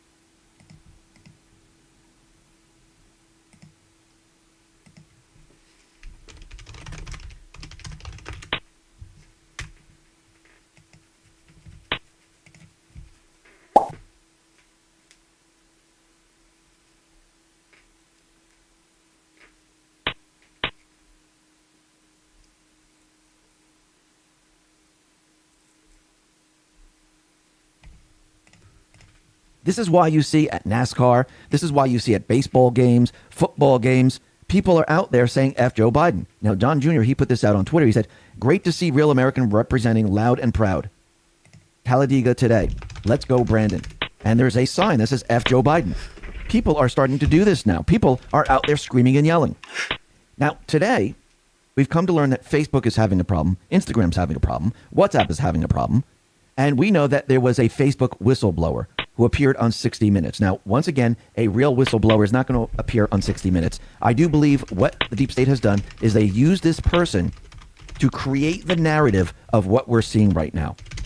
I do believe that's what we're watching because they needed to explain what is happening. Now, this is out of Market Watch. It says, Facebook's very, very bad day. Services go down as stock plunges in wake of whistleblower revelations. So they used her, and we'll talk about her in just a minute, and they used her to explain why this is happening. Now, remember, someone deleted the DNS records. We'll be talking about that a little bit later. But first, Jordan Sather said this on Telegram. By this Facebook whistleblower coming out and pinning the blame on Facebook algorithms for spreading the conspiracies. This gives them a false justification to call for more censorship on the platform. See how that bait and switch works? They create a straw man and use that to further their agenda. An actual whistleblower with some juice won't get a piece on 60 Minutes. Let's be real. And he's absolutely right, because let's take a look at this. This is coming out of the National Pulse. The Facebook whistleblower, Frances Haugen, is a longtime Democratic donor supporting campaigns for far-left extremists such as Alexandria Ocasio-Cortez. She has also donated money to activist groups actively attempting to derail the U.S. primary process that allows ordinary members of the public to beat out establishment career politicians. She also donated to the Democratic Party 36 times. That's what's recorded. So, and during this time when she donated to the Democratic Party, she was an employee of Facebook, Pinterest, Gigster, and this person, as you can see, this person was put out there to make everyone think it was a whistleblower. Anna, are you and this is why Facebook is down, probably because of another person or a rogue employee who was involved in this. They're building their cover story right now. We'll be talking a lot more about this a little bit later. But what's very interesting is that we know when Trump was president, actually he's still president, he created peace between South Korea and North Korea. He walked across the DMZ. Kim Jong-un, Trump, they wrote letters back and forth to each other, and there were no missile tests. And we know that the clowns, they're the ones who are firing the missiles. They're the ones who are pushing a war. We know that they're the ones who've been pushing everything. Now, what's very interesting is that North Korea and South Korea, they decided to restore the hotline between the two countries to talk to each other, even though there were missile tests that were happening. That I find very interesting because it doesn't seem like North Korea right now is pushing any type of war or saying we're going to attack the U.S. Remember, when Trump was in his presidency. That's what they were talking about. All part of the 16-year plan. But what do we see now? We see China and Taiwan going at it. Actually, China flew something like 52 aircraft into Taiwan. And now we have the Taiwan's foreign minister warning that his nation is preparing for war with China and urges Australia to increase intelligence sharing and security cooperation as Beijing intensifies a campaign of military intimidation. So it looks like they're trying to push something else. Remember, the deep state players, the private Western central bank, they rather have a war in the end. They rather have the cover-up where we, the people of this world, are depopulating ourselves. That's what they really want. They want the infrastructure destroyed. They want depopulation. They want the world a mess so they can step in and say, we have this incredible thing that you're going to love. Oh, by the way, you don't have freedoms. Constitution's gone. But you're going to like it anyhow, as long as you do what we want. Now, Mike Pompeo, he came out and said, we must always stand with Taiwan. Do I think this war is going to work? No. Isn't it strange that while all of this is going on, right before this, they voted on a draft bill that includes young women, ages, 18 to 26? We saw this during Obama. Remember, they were planning on a war back then with North Korea. That was going to be the catalyst. And now we're seeing the same draft bill, actually during Trump. They weren't trying to push a draft bill. They were just trying to get rid of Trump. But as soon as Biden came in, they went back to their 16-year plan saying, yes, we would like women drafted. Were they expecting a war? Why would this even come up right now? We can see their plan. Do I think we're going to be heading into a war? No. I think they're going to try, but I don't think they're going to be able to do it. Why? Because they're not in control. The Patriots know their playbook. They know exactly what's going on. Now, what's very interesting is we can see how all of this is playing out because it looks very, very similar to China. Remember, China has a social credit system. China tells you, listen, you can only have 2 children. And here in the United States, we have a Pennsylvania Democrat, Christopher Rabb. He sent out a memorandum to all House members regarding his legislation that will enforce reproductive responsibility among men. The bill will force men to undergo vasectomies within 6 weeks from having their 3rd child or their 40th birthday, whichever comes first. The legislation includes a $10,000 reward to whoever snitches to the proper authority on those who have failed to submit to forced sterilization within the allotted time. Does this sound very familiar? Of course it does. Now remember, this is only a bill right now. It doesn't mean it's law, but you can see how they're thinking, where they want to move us into. This is a 3-child limit legislation. This is their thought process of what they want to do in the future. Actually, the future is going to be a lot worse than this. This is just the beginning stages. Think about the pandemic. Think about what's happening now. They're using this to remove our freedoms. They're using this to bring us where they want us to go. They don't want this to end. They don't want everyone to figure out that hydroxychloroquine and Dr. Selenko's remedy that he put together will work and cure you of the flu, cure you of COVID, cure you of probably many, many things. They don't want people to know this. They don't want people to know that ivermectin works, that India used it, and their cases dropped to 0. I mean, it's a complete blackout of what's going on in India. They want this to continue on. They want people to lose their freedom. They want people to listen to them. They want full control. But people are waking up all over the place. So if you look out in Washington state, and this is happening in many different states, those people who are not providing proof of vaccination, they're going to receive letters of termination. Now, we're going to see this in many different states because what are they doing? They're trying to get everyone vaccinated. And there's a couple of reasons for this. We know that they're changing their tests come this December. They're going to separate COVID and the flu. We also know that if people don't get vaccinated, how are they going to explain that COVID is disappearing once the test is out there? They won't be able to. The other reason is we're going to be talking about that in just a sec. But first, this is from Dr. Eli David. He says, real pandemic. Hospitals desperate for doctors and nurses. Fake pandemic. Hospitals firing doctors and nurses. Is COVID a real or fake pandemic? COVID is fake. They use statistics and fear to push it. Professor Norman Fenton put this out. The UK government has quietly changed the rules on vaccine passports. By mid-December, there is no way out It all of the starts with a medical plan, apartheid. a few So seeds, he put out and just the right amount of crop previous nutrition. regulation, and it says It takes your venue time, or event, you must not knowledge, ask for proof of their and some medical help along exemption, the way and it is not from essential a partner they show any who has form dirt of on their exemption boots part at any point. and wants your farm The to revised succeed as much as regulations you on October do. 3rd, 2021 says Start the following. planning for next year's Businesses success can continue to accept today. people who self-declare that they are medically exempt until mid-December 2021, from which point they have to use the NHS COVID pass to gain entry in the same way that people who are fully vaccinated do. Your NHS COVID pass will not show that you have a medical exemption. See where they're bringing us? I think people see this. Now, Fauci was out there here in the United States, and he appeared on fake news, like he always does. And they asked him a question. Do you think people can gather together during the holidays, during Christmas or any other holiday? And he says it's too soon to say. Well, think about what they're trying to do. We know that Fauci says part of the vaccines are the boosters. We know that they're going to be pushing breakthrough cases, so everyone has to be forced to get the boosters. I believe he's waiting for that right moment to say, if you want Christmas, you're going to need the third booster. I believe that's coming because, remember, timing is everything, not just for the Patriots, but for the deep state too. I wouldn't be surprised, come as we get closer to the end of October, all of a sudden you see breakthrough cases. They might say, oh, there's another variant or something else is happening, and they start pushing the third booster. Look at Israel right now. We see it out there. Now, what's very interesting is that we know there's a lot of illegals coming into this country. Tens of thousands of illegals coming into this country. I think we've reached 100,000 or something like that. But there's a lot. Now, Fauci is out there, and he's saying that immigrants, they're not driving the COVID pandemic. We shouldn't be looking at them. Just like BLM, they had nothing to do with the super spreaders. Think about this for a second. Does that make any sense? Well, he's partially right.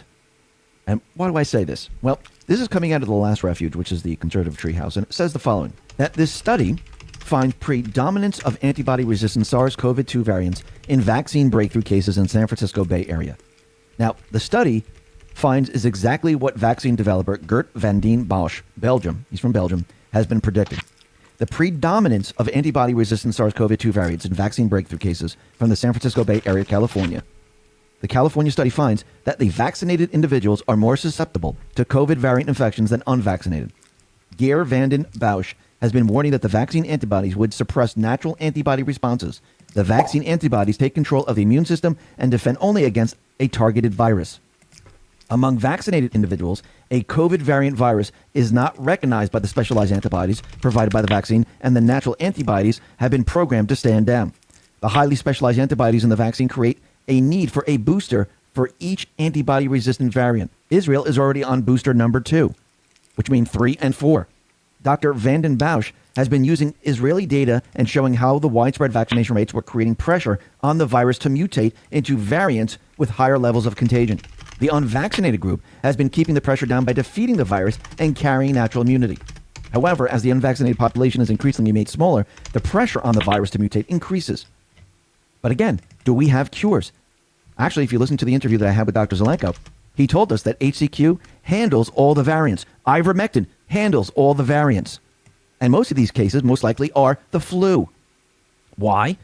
Because the PCR test really doesn't pick up COVID. So the vaccine is creating the problem. Remember, they didn't have a problem before. Think about the beginning of all this. How did they create the problem? We had 5 governors that took sick people. We don't know if they had COVID. The PCR test doesn't work, probably had the flu, put them into nursing homes. Those people had compromised immune system, and we saw the death rate go up. This is how they scared the public. Then they kept pressuring Trump to get a test, get a test, get a test, get a test. Why? Because they knew the tests were going to give false positives. They were going to be able to push the case numbers up. But actually what happened by doing this, those people that were showing that they had COVID or just dead RNA because they brought it out to 40 cycles, they had no symptoms. So they came up with something called asymptomatic. People didn't feel sick. They didn't know they were sick because they really weren't. So they created a lot of cases, which meant when you look at the death rate is minuscule. So that's their problem. Now they're trying to use this to get back on track. Remember, they don't want this to end. They want to remove your freedoms. That's why Fauci is out there saying there comes a time when you have to give up what you consider your individual right of making your own decision. It comes a time that you have to give up your freedom. Well, think about 9/11. Go back in time. Remember, they used fear back then, just like they're using it now. Terrorists. The terrorists are coming to get us. Do you want security? Do you want to stop the terrorists? Then you must do what we say. We must search your bags at the airports, at sport events, concerts, etc. You see, we have to do this to keep you safe. Do you agree? The people said, yes, we'll go along with it. As long as we're safe from the terrorists. What did we just do? We just agreed to give up our Fourth Amendment. That's how they trick you. What is the Fourth Amendment? The right of the people to be secure in their persons, houses, papers, and effects against unreasonable searches and seizures shall not be violated, and no warrants shall issue, but upon probable cause, supported by oath and affirmation, and particularly describing the place to be searched and the persons or things to be seized. Talk about protecting yourself online. A bicyclist in Florida got a strange email from Google. It said law enforcement was requesting his user data. He had 10 days to go to court if he wanted to fight it. The bicyclist found out he was a suspect in a burglary. His Google location pinged him near the scene of the crime nearly 1 year ago. Law enforcement wanted access to his phone. However, he was innocent. He was simply in the wrong place at the wrong time, but his Android phone seemed to have betrayed him. This is why having a VPN like Virtual Shield is so important. Virtual Shield can hide your location from tech giants, on top of already hiding your internet history from your ISP. Using a VPN prevents tech companies and law enforcement from false accusations like what they did to this bicyclist. I highly recommend Virtual Shield VPN. Get 50% off for life with a free 30-day trial only by downloading it today. Go to virtualshield.com/x22 or click a link in the description. The founding fathers, they knew that the British used to just search people. Yes, it starts off, we need to keep you safe. We need to protect you. We need to keep everyone safe, and we all have to do this together. So we need you to give up your Fourth Amendment. That's what the people did. You know why? Because they weren't awake. The people were not awake. They were scared. They saw the World Trade Center come down. They saw other buildings come down. They saw the Pentagon being hit. They used fear to get rid of the Constitution. Think about COVID right now. People are afraid of the virus. We must get vaccinated and booster shots to stop COVID. You must do this, every 6 to 12 months. The deep state says this is to protect you and others. If you want to enjoy your freedom, you must be vaccinated. If you want to work, if you want to be paid, if you want to travel, if you want to go to stores, restaurants, you must do this. Do you agree? And people said yes. People said, yes, I will get the vaccine. Other people said, no way. I'm not doing this. You know why? Because they're awake. I'm not doing this. Then we see protests all across the world. Because people are saying, we don't want this vaccine passport. We don't want booster after booster after booster. This time, it's not working. What are the deep state players doing right now? They're becoming very angry. They're not hiding in the shadows anymore. They're telling you what they want. They want you to get vaccinated. They want you to give up your freedom. They're going to push as hard as they possibly can. Now, what's very interesting is as all this is going on the 75th anniversary of the Nuremberg trial, all of a sudden, we have Stanford University. They digitized the historical files of this trial and made them public. And people can see this online. That's very interesting because what we're seeing today is pretty much what they did back then. Yes, as time goes on, it's going to get worse and worse. The only problem is that the people are waking up in droves. People now are saying no. They're pushing back. And the deep state, they don't like this. Rob Schneider put this out on Twitter. Many Americans are waking up from their slumber and discovering the hangover of tyranny in the guise of safety. Pretty much everything we just said. Now, when we go across the world here, we see the Swiss. They took over a train station to protest against vaccine passports. They're saying no, no more. Out in Washington state, we see people protesting saying do not comply. In New York City, crowds gather at the Department of Education in New York against vaccine mandates. Remember, thousands of teachers have lost their jobs after not getting the shot. Healthcare workers are being terminated because they're not getting the jab, because they're not complying. People now are saying enough is enough. We are not going to comply. We're not going to allow you to do this. We're going to stop you. As the people come together, it's going to be harder and harder for the deep state.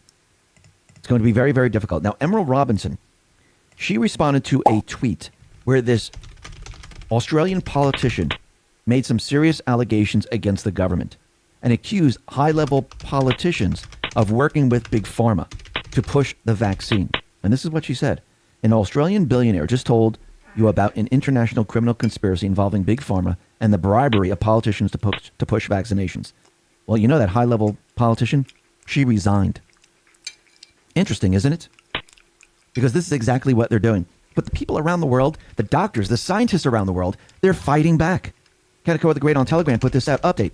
Over 10,000 doctors and scientists signed Rome Declaration accusing COVID policymakers of crimes against humanity for blocking early multi-drug treatment. By the way, they knowingly blocked hydroxychloroquine.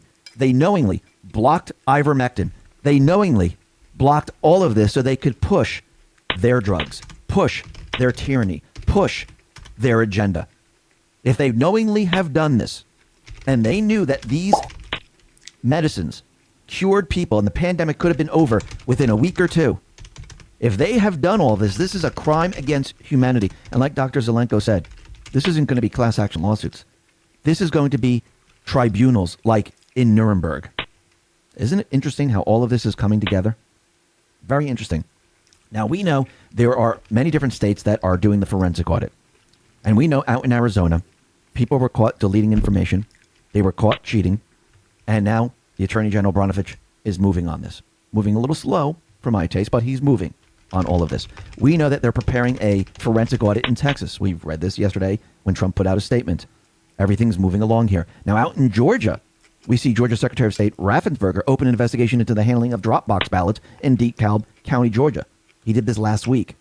Now, I think he's a little too late. I think he was involved in this. And remember what happened. His office, they were saying they did not receive most of the county's chain of custody forms for Dropbox ballots until January and February of this year, well after the election. And there's been many, many problems. And I think he's trying to cover up everything that happened now and saying, oh, no, we're on top of this. But once again, we have to remember that True the Vote and others are meeting in Atlanta, Georgia. Remember, they've been tracking all of this. They have the GPS data, they have the videos, and they're going to be producing all of this information.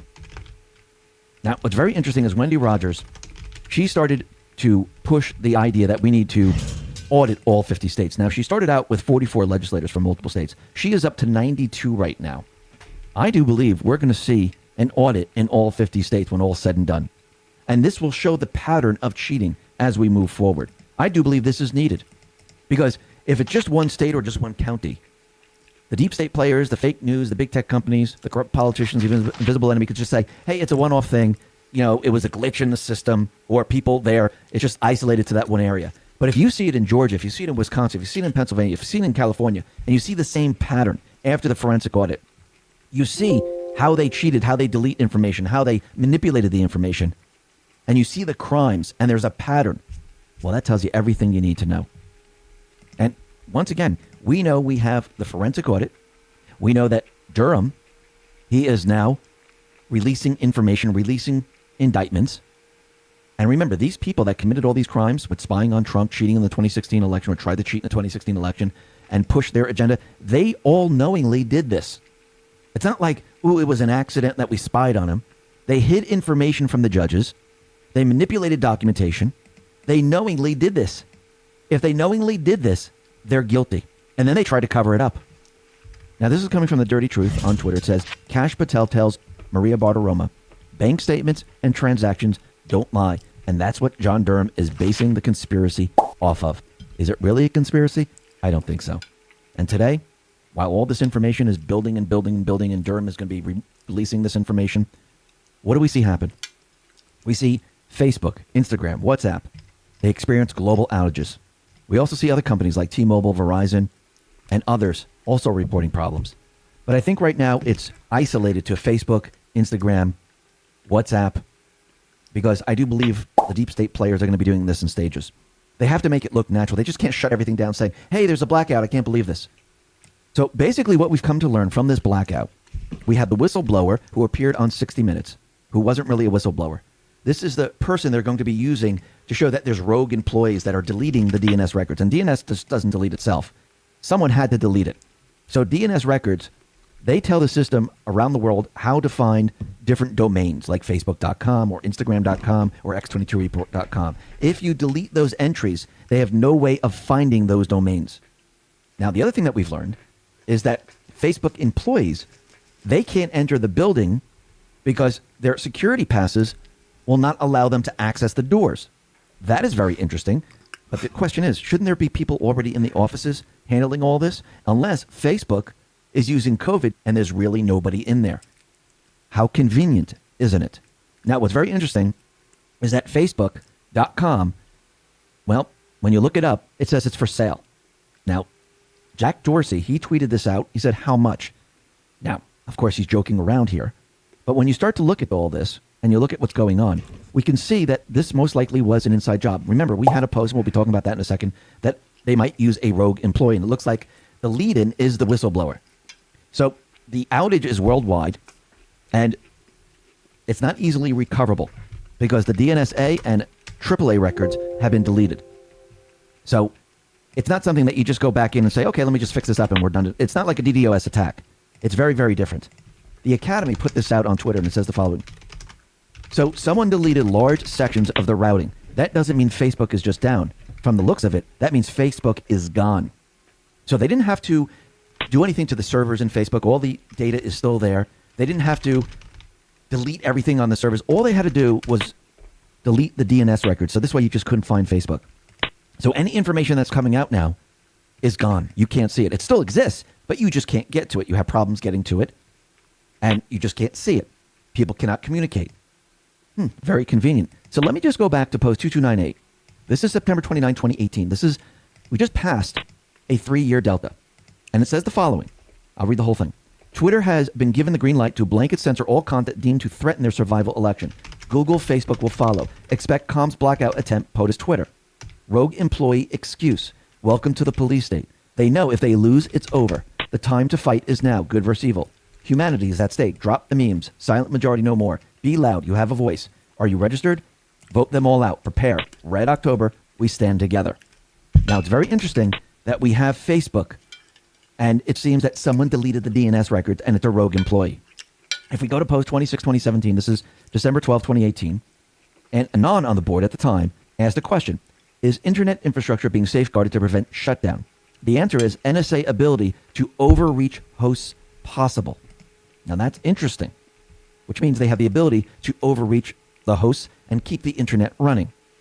Post 2320. Now, this is October 3rd, 2018. A 3-year delta yesterday. It says wireless emergency alert. Now, this is a test of the emergency alert system. The same time frame that we're seeing the outage on Facebook, Instagram, WhatsApp. Now, this doesn't mean that this outage is going to stick. Maybe it will. Maybe this is the first system to go down, and this is the first communication blackout in the continental U.S. It could be. Or are they preparing the narrative for all the other systems where they're saying, oh, look, a whistleblower came out, a rogue employee went ahead, and they deleted the DNS records? Because I don't believe they're going to be bringing Twitter down just yet, because Trump is pushing to get back on Twitter. I think that time frame is going to come later. And we'll be talking a little bit more about this a little bit later. But I just want to tell everyone, you need to remember something very important. There's not going to be a 2024 election unless we expose the 2020 election fraud.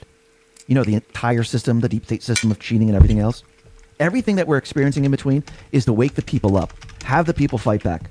The deep state is no longer hiding in the shadows. They're in the light. You can see their plan. And as each day passes, they become more outspoken. They say the quiet part out loud. As the people continue to push back, they become angry and they reveal their true selves. It had to be this way. The people must understand. The people must fight for their freedom. This was not simply another 4-year election, but a crossroads in the history of our civilization that will determine whether or not we, the people, reclaim control over our government and our country. Think about it. The D's right now control the House, Senate, and presidency.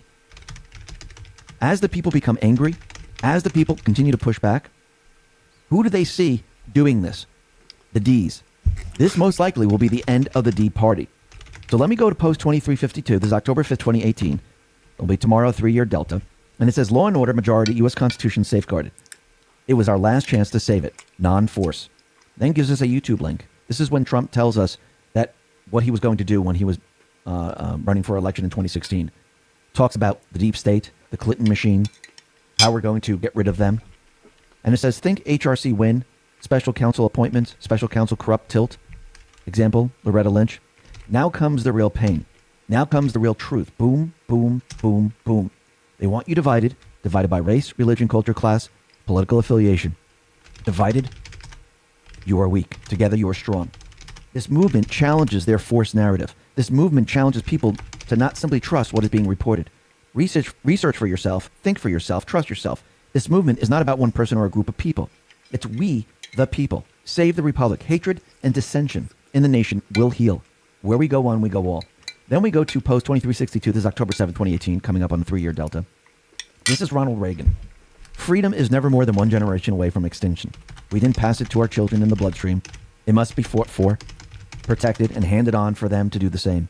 One day we will spend our sunset years telling our children and our children's children that was what it was once like in the United States where men were free.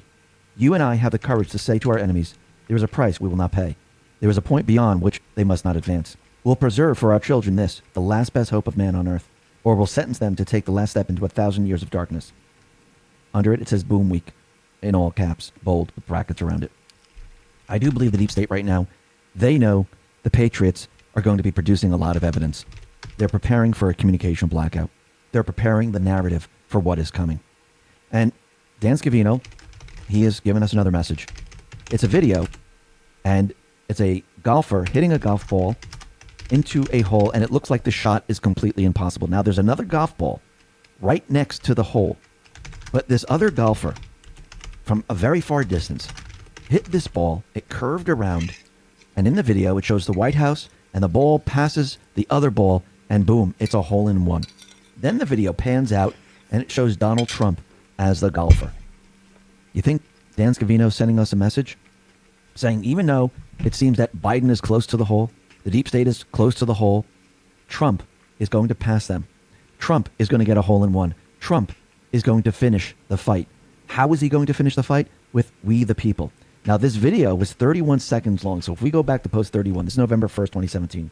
It says world stalemate. What does that mean? Well, they had to bring the world to a stalemate so there'd be no war.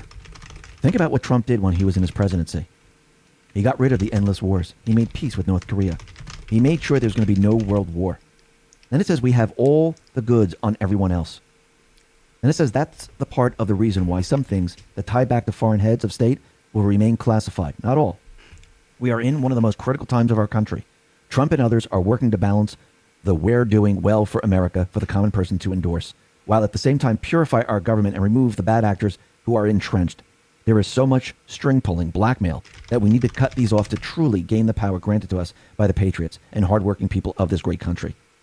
Basically, the corruption is so bad, the people are so blackmailed that these people need to be cleaned out. The swamp needs to be drained. And how do you do that if they're so entrenched? Well, I do believe it's the military. I do believe the people need to see this all. It's just like I said yesterday with George Washington. George Washington was going to lead the people to fight against the British. If he didn't have the people and he was standing there alone with maybe two other military individuals or a couple of military individuals, he wouldn't be able to fight. The people had to be behind him. The same thing with Trump. Yes, Trump has the military. Yes, the military knows it all. But without the people, without the digital army, without the people talking to each other, waking up, understanding what's going on, without the people saying we will fight for our freedom, they will not do this to us. They will not take our freedom, either by COVID or a terrorist attack or a communication blackout, by censoring the people. No matter what they try, no matter what they do, they will not take our freedom. See, back in 9/11, people were so afraid of the terrorists, they just agreed. Now the people are no longer agreeing. The people are saying, no, we have the rights. The Constitution isn't suspended. We don't give up our rights because of fear. We actually fight back. And that's what the people are doing with information. This is an information war. And it seems that the deep state players, they know there's going to be a lot of information. The patriots have the ammunition. Remember, the deep state players, the corrupt politicians, they've been using their ammunition. Now when they're pulling the trigger, it's going click, click, click. They're running out. So what do? They need to stop the information from hitting the social media platforms. But look what they did in the process. They made the patriots move off of those platforms. The patriots now are on many different platforms all over the place. The people are following them. The people want to hear the truth. And the message is getting out. They can't stop it. They're going to try. They think YouTube, Instagram, Facebook, Twitter, they think this is how they can stop it, but it won't work. And like I said before, I do believe that Facebook, Instagram, WhatsApp, this is the beginning stages of creating the narrative. Now, Facebook might stay down, or they might bring it back up saying it was a rogue employee where they're building the narrative, and we might see this move further on. Because think about what Trump is doing right now. He wants his Twitter account reinstated. We have a federal judge looking at this. So let's say the federal judge says, yes, I looked at all the evidence. Twitter must reinstate your account. So then Twitter has to reinstate his account. Trump's back on Twitter. He can communicate with the people right now. Then Twitter says, well, we're going to appeal this. Where does this go? It goes to Clarence Thomas. Remember, he's the one that says that these social media platforms should be common carriers, public utility. As things progress and more information is brought out by Durham, the forensic audit, what does the deep state do? Well, they need to block as much as they possibly can. They already set up the narrative with Facebook. Maybe Facebook doesn't even exist at that time. Maybe they've been down and they can't bring it back up right now. It might be. But think about what happens next. I do believe as soon as Trump says the storm is upon us, Twitter is just going to bring his account down, going against the federal judge, while Clarence Thomas is hearing the appeal. What do you think he's going to do next? He's going to probably make it a public utility, take the control away from the social media platforms.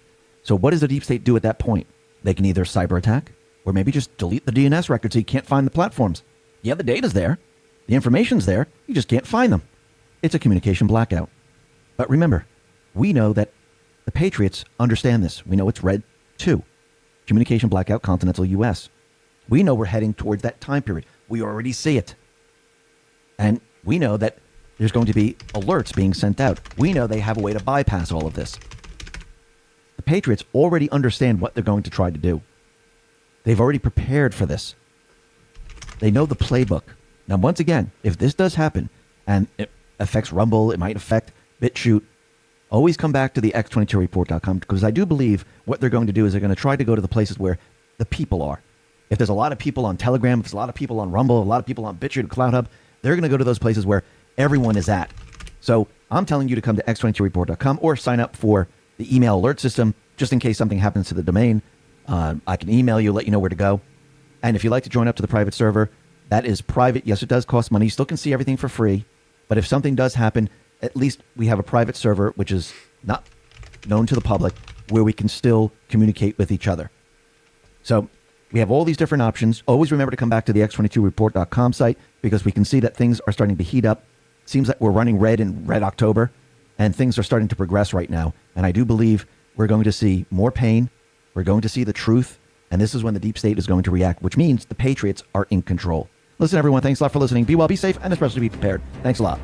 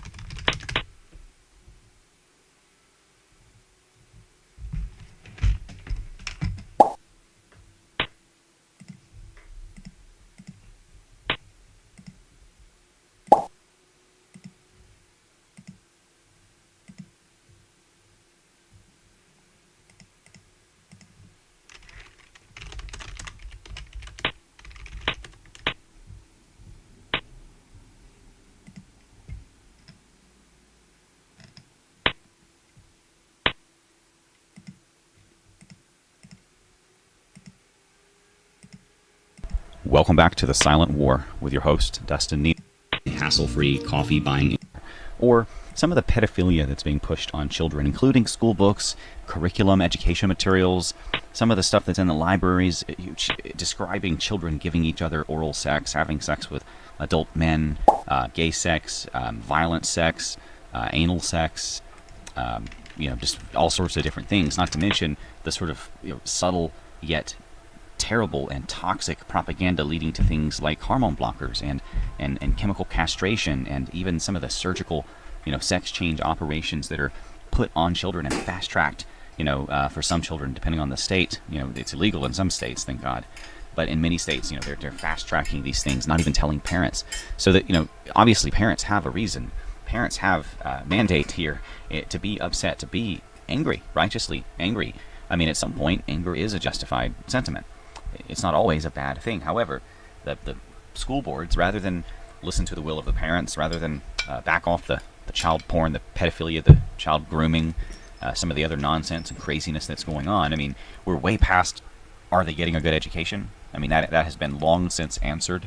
These kids can barely speak or read when they come out of high school. They are teaching them whole word learning versus phonetic learning, which destroys their ability to read fluidly, destroys their enjoyment of reading. It makes most people hate learning for the rest of their lives, hate reading for the rest of their lives. Makes it real difficult to read the Bible, to read anything, basically. And that's one of the reasons they don't want people able to read in the first place. Being able to read the Bible changed the world, folks. Now, there's a lot of other really important books out there, but that's just a really good example right there. It's no longer something that a small priesthood has a monopoly over. Okay, that's where you end up with, the pedophile priesthood of something like the Vatican and the Catholic Church. Nothing against Catholics. Most of them are really well-meaning, good-hearted people who were raised in that sort of authoritarian, centralized system. But centralized power always equates to corruption. That's just how it is. We have a deep church, just like we have a deep state, controlling our deep education system, which is deeply disturbing. And these school board members, these teachers, they want to call in the federal government, reinforcements on the terrorist parents, because they're afraid of them. Why didn't they get the reinforcements over all the school shootings, I wonder? Where was the fear there? Are you really telling me that they're more afraid of a couple of angry parents who were tired of the child porn being taught to their children versus actual mass shootings? And it's a breath of fresh air, a little bit of good news from a very corrupt Department of Justice and judicial branch.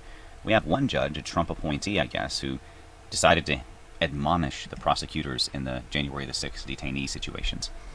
Judge Trevor McFadden is actually giving a pretty lenient sentence, a 2-month probation sentence, to one of the January 6th protesters, Danielle Doyle, who, this case was not really a particularly violent case. They went in the window, they were in there for a little bit, probably shouldn't have crawled in a broken window, but look, no one got hurt by that. This person was not there to be violent. They weren't there to damage property. They shouldn't have been in jail all this time anyway, and they should at least get time served and then sue the damn government. That's what should happen here. This was a really major abuse of power to railroad all these Capitol protesters. But I digress. We already know that. We already know January the 6th was a setup with D.C. undercover, with FBI undercover, D.C. police undercover, FBI undercover, Antifa undercover, and BLM undercover there. All of them trying to set up Trump supporters for their first ever major violent rally after years of Antifa and BLM were preparing and practicing to set Trump supporters up, doing their own violent rallies, often changing costumes midway through. So it's not like it was a big shock to us or anything, right? What has surprised me is that the judge openly questioned the prosecution's credibility and actually went into this a little bit outside of the purview of that case, and even went so far as to say this, quote, "I think the U.S. attorney would have more credibility if it was even-handed in its concern about riots and mobs in this city." End quote. Now remember that BLM, Antifa, major riots, even in D.C., tried to burn down a cathedral, tried to attack the White House, injured hundreds, at least dozens of Capitol Police and Secret Service were injured. I think it was in the hundreds because they were throwing pavers and bricks and they had to bring out the National Guard, remember? And then Esper disarmed the National Guard, no live ammo, made them take off their helmets because he thought it looked scary so that Antifa could throw bricks and pavers that they pulled out of the street at them and injure a lot of them. Remember that? So there was a lot of that nonsense going on. An open attack on our White House with Chinese-speaking agent provocateurs in in the riot, in the crowd, throwing things, speaking Chinese. We had that on undercover video. We had that there, footage from the scene, from someone on social media just sharing it. I mean, that came out as well. So I could go through the context of what the judge is talking about, but I think we already, most of us who've been paying attention, have a pretty good idea that January the 6th was a setup, and that there's obviously a two-tier justice system here. They're protecting their own. They're paramilitary. They're brown shirts like Hitler had. They're protecting their own, and the Stasi FBI are doing it. They are working together. And that's why they haven't arrested any of them, because they're working on the same team, folks. They probably think Antifa are secret heroes. They might even be helping to pull off some of these stunts. I wouldn't be surprised if we Scooby-Doo captured a few of these FBI, and I'm just joking, and pulled off their hoods. Some of these Antifa, they would be an FBI agent underneath them. Just like in the TV show with the Scooby-Doo, and they're like, aha! And I would have got away with it too if it wasn't for you meddling kids, right? That's exactly what Antifa is. They're a silly bunch of idiots dressing up, playing games, and in reality, nations are won and lost off such things. One nation that was lost by such things recently was Afghanistan. We have this Marxist puppet government under Joe Biden that's beholden to, if not completely owned by, China through all sorts of blackmail, including the child porn that was on Hunter Biden's laptop, including his own relatives, his own naked pictures with said relatives who were underage and naked. All of that in the Hunter Biden laptop, and China sitting on it. So all of that buys you quite a bit of blackmail, and suddenly China basically owns Afghanistan. They're even moving into the Bagram Air Base that the United States abandoned, all but left the lights on for them. And now we have given the Taliban a country backed by China. And I don't know how the ownership divvies up there, but China got the military bases and probably the metals, the mineral rights. In Australia, and probably the rest of the world, a former parliament member is even accusing AstraZeneca and Pfizer, and I'll probably add other drug companies as well, because this is how it always works, of paying lobbyists millions of dollars to convince government officials to roll out barbarous, tyrannical COVID mandates, quarantines, restrictions, and vaccines, and everything else that we've had to deal with over the last year and plus. This is insane. It's exactly how the system works. It's how it's set up to work. It's working as intended. It's a corrupt system meant to benefit the people at the top at the expense of the health of everyone else. It's not a free market system. This is a poison and control system, a dependency and power system. This is a problem of too much power, a problem of too much centralization. This is why our founding fathers set so many checks and balances. And yet, here we are, near the end of our empire.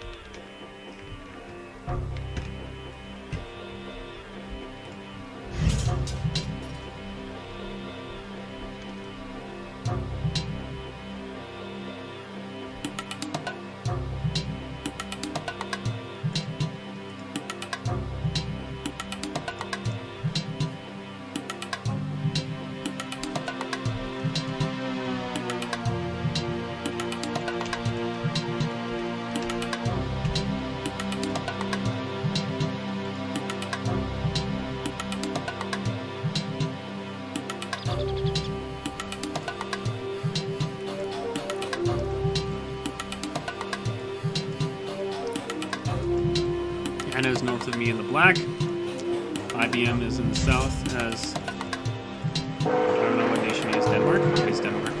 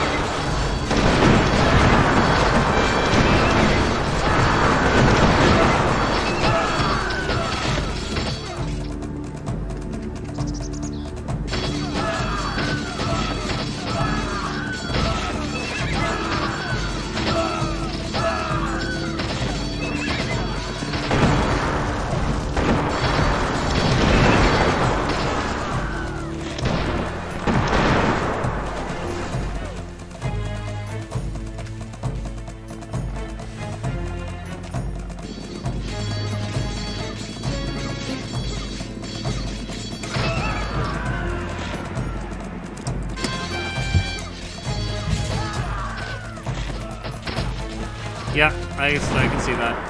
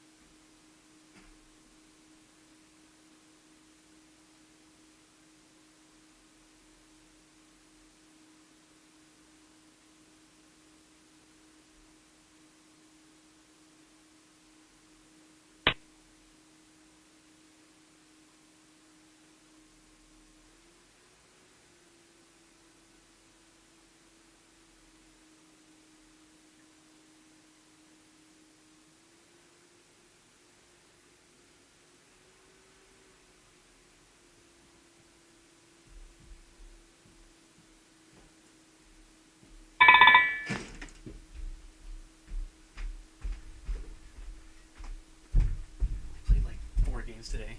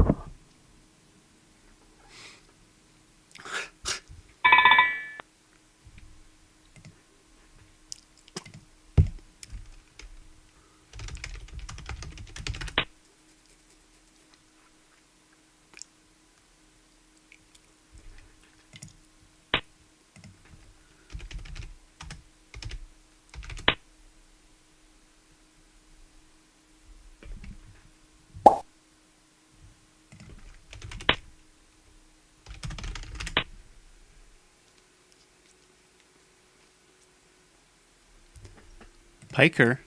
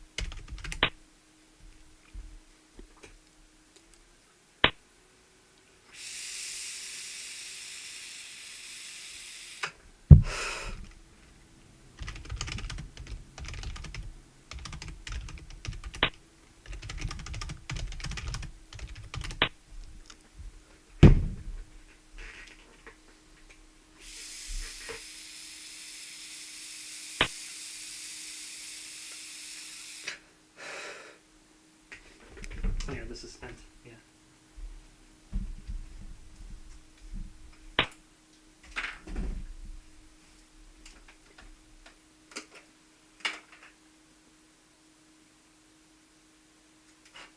What was I trying to do?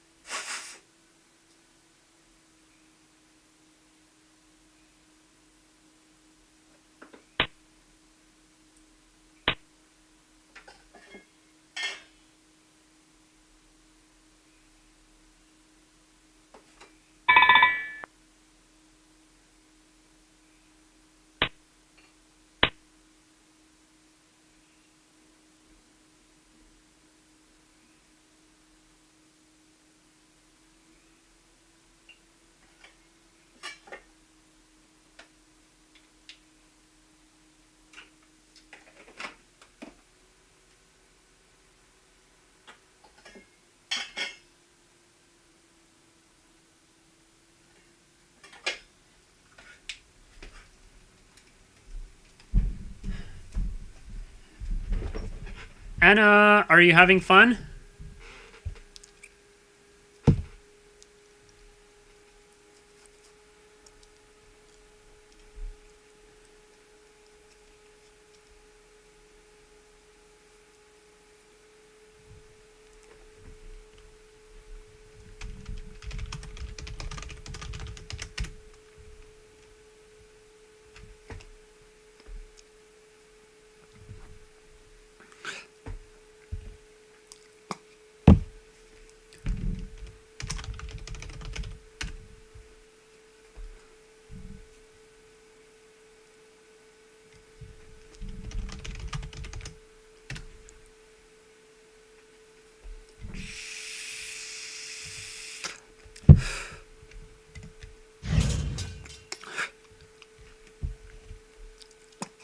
Having tea, Anna.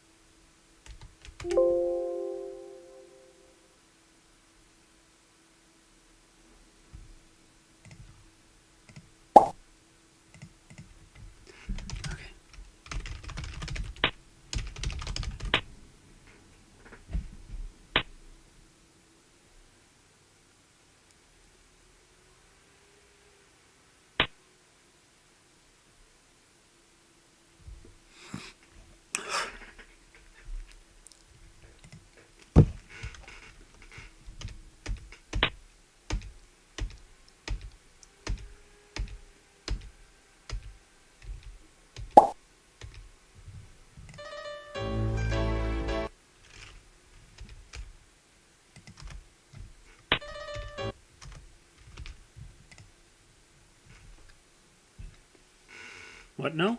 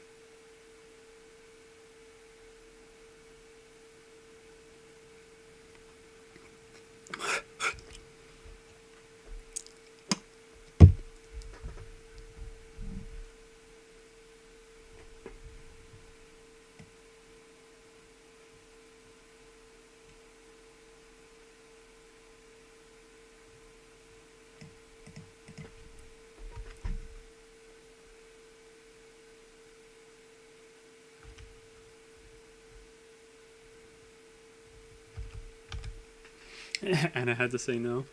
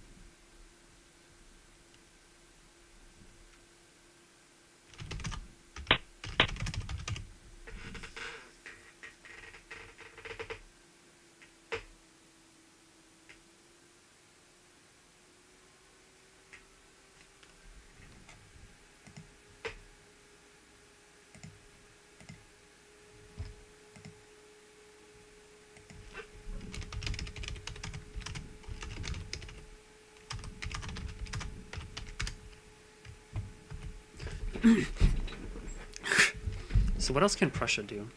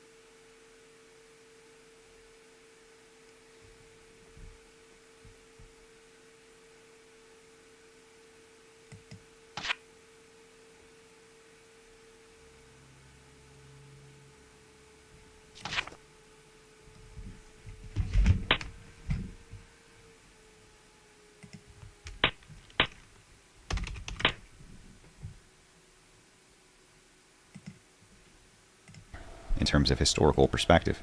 We're sort of past our prime, and we're facing the same sort of decadence that has broken many a nation before us, including countries like Rome, which ruled most of the known world. I mean, they were way bigger than we are in terms of power over the rest of the world. I mean, they were way beyond anything else, and China's not that far behind where we are. So they were, a superpower of superpowers, and inflation and decadence and multiculturalism destroyed Rome. And the director of the CDC is admitting that the vaccines don't prevent transmission, and I'll add that they never did. They actually don't decrease illness severity as well. In fact, it's quite the opposite, as it's the people who have had the vaccine that are dropping the fastest. It is the people who have had the vaccine that are seeing unusual intensity and severity of their sickness, even including people like my cousin. 19-year-old kid had a heart attack after taking the vaccine for college, and many other young men having heart attacks, many young people having clots. They just approved, by the way, the FDA, thanks for them, they just approved a blood thinner for babies. That's right. Just in time for the disease that they have now made into an actual pandemic.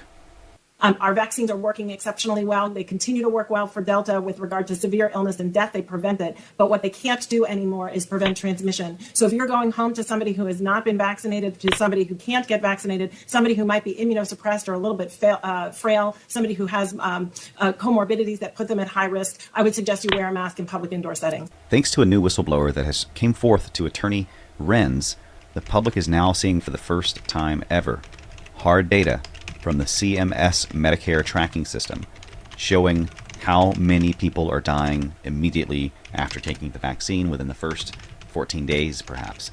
And remember, they always consider those first 14 days to be unvaccinated, even if they did receive 1 or 2 doses.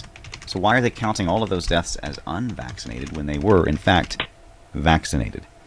And this CMS Medicare tracking system has enough data in it to show that the FDA and the NIH and the CDC are lying.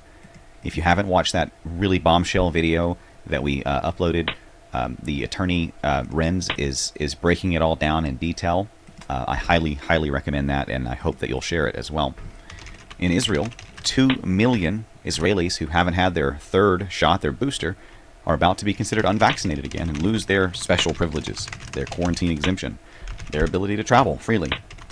That's exactly what is at stake for all of us pretty soon, because they're going to continue to try to shut everything down, continue to try to isolate us, to turn us against each other, and to force us to be dependent, because they'd rather burn the whole thing down and make us be dependent on them so that they could rule over a pile of ash than to let us all be free and out of their thumb, out from under their boot. I hope you guys have enjoyed this. I'm going to leave you with one amazing piece of final news that's really potentially good news. I'm not going to get my hopes up. I'm not going to count my chickens before they hatch, so to speak. I'm an optimist, but I'm a cautious optimist, and I don't count things that could happen. This is a potential. Let's hope. Let's encourage Durham in our prayers and in our social media sentiments. But according to Kash Patel, Peter Strzok and Lisa Page are cooperating with John Durham in his probe. And the next ones to be arrested might just be Andy McCabe, which is second-hand man to Comey, who personally protected Hillary Clinton alongside John Brennan and others. We're starting to work our way up that food chain. I hope you found this to be of value. If you did, please consider liking, sharing, and subscribing. You can do so at nemosnewsnetwork.com/news. And if you want to support our sponsors and shop Patriot, check out nemosnewsnetwork.com/sponsors. We have a list of amazing, you can sort of feel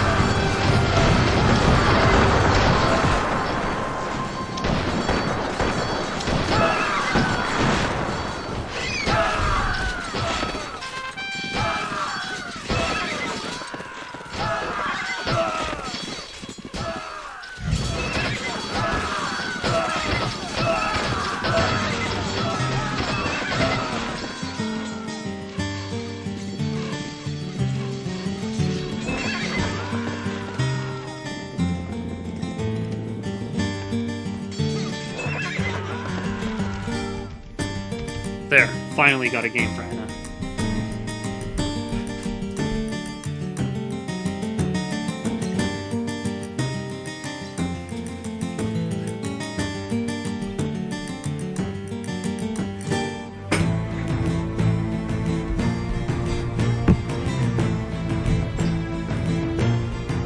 Population score.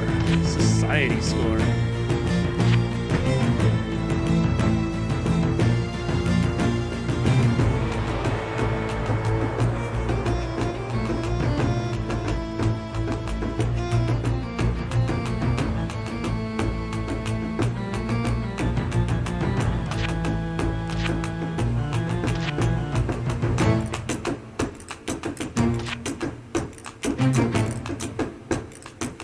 Oh, he didn't upgrade his mines.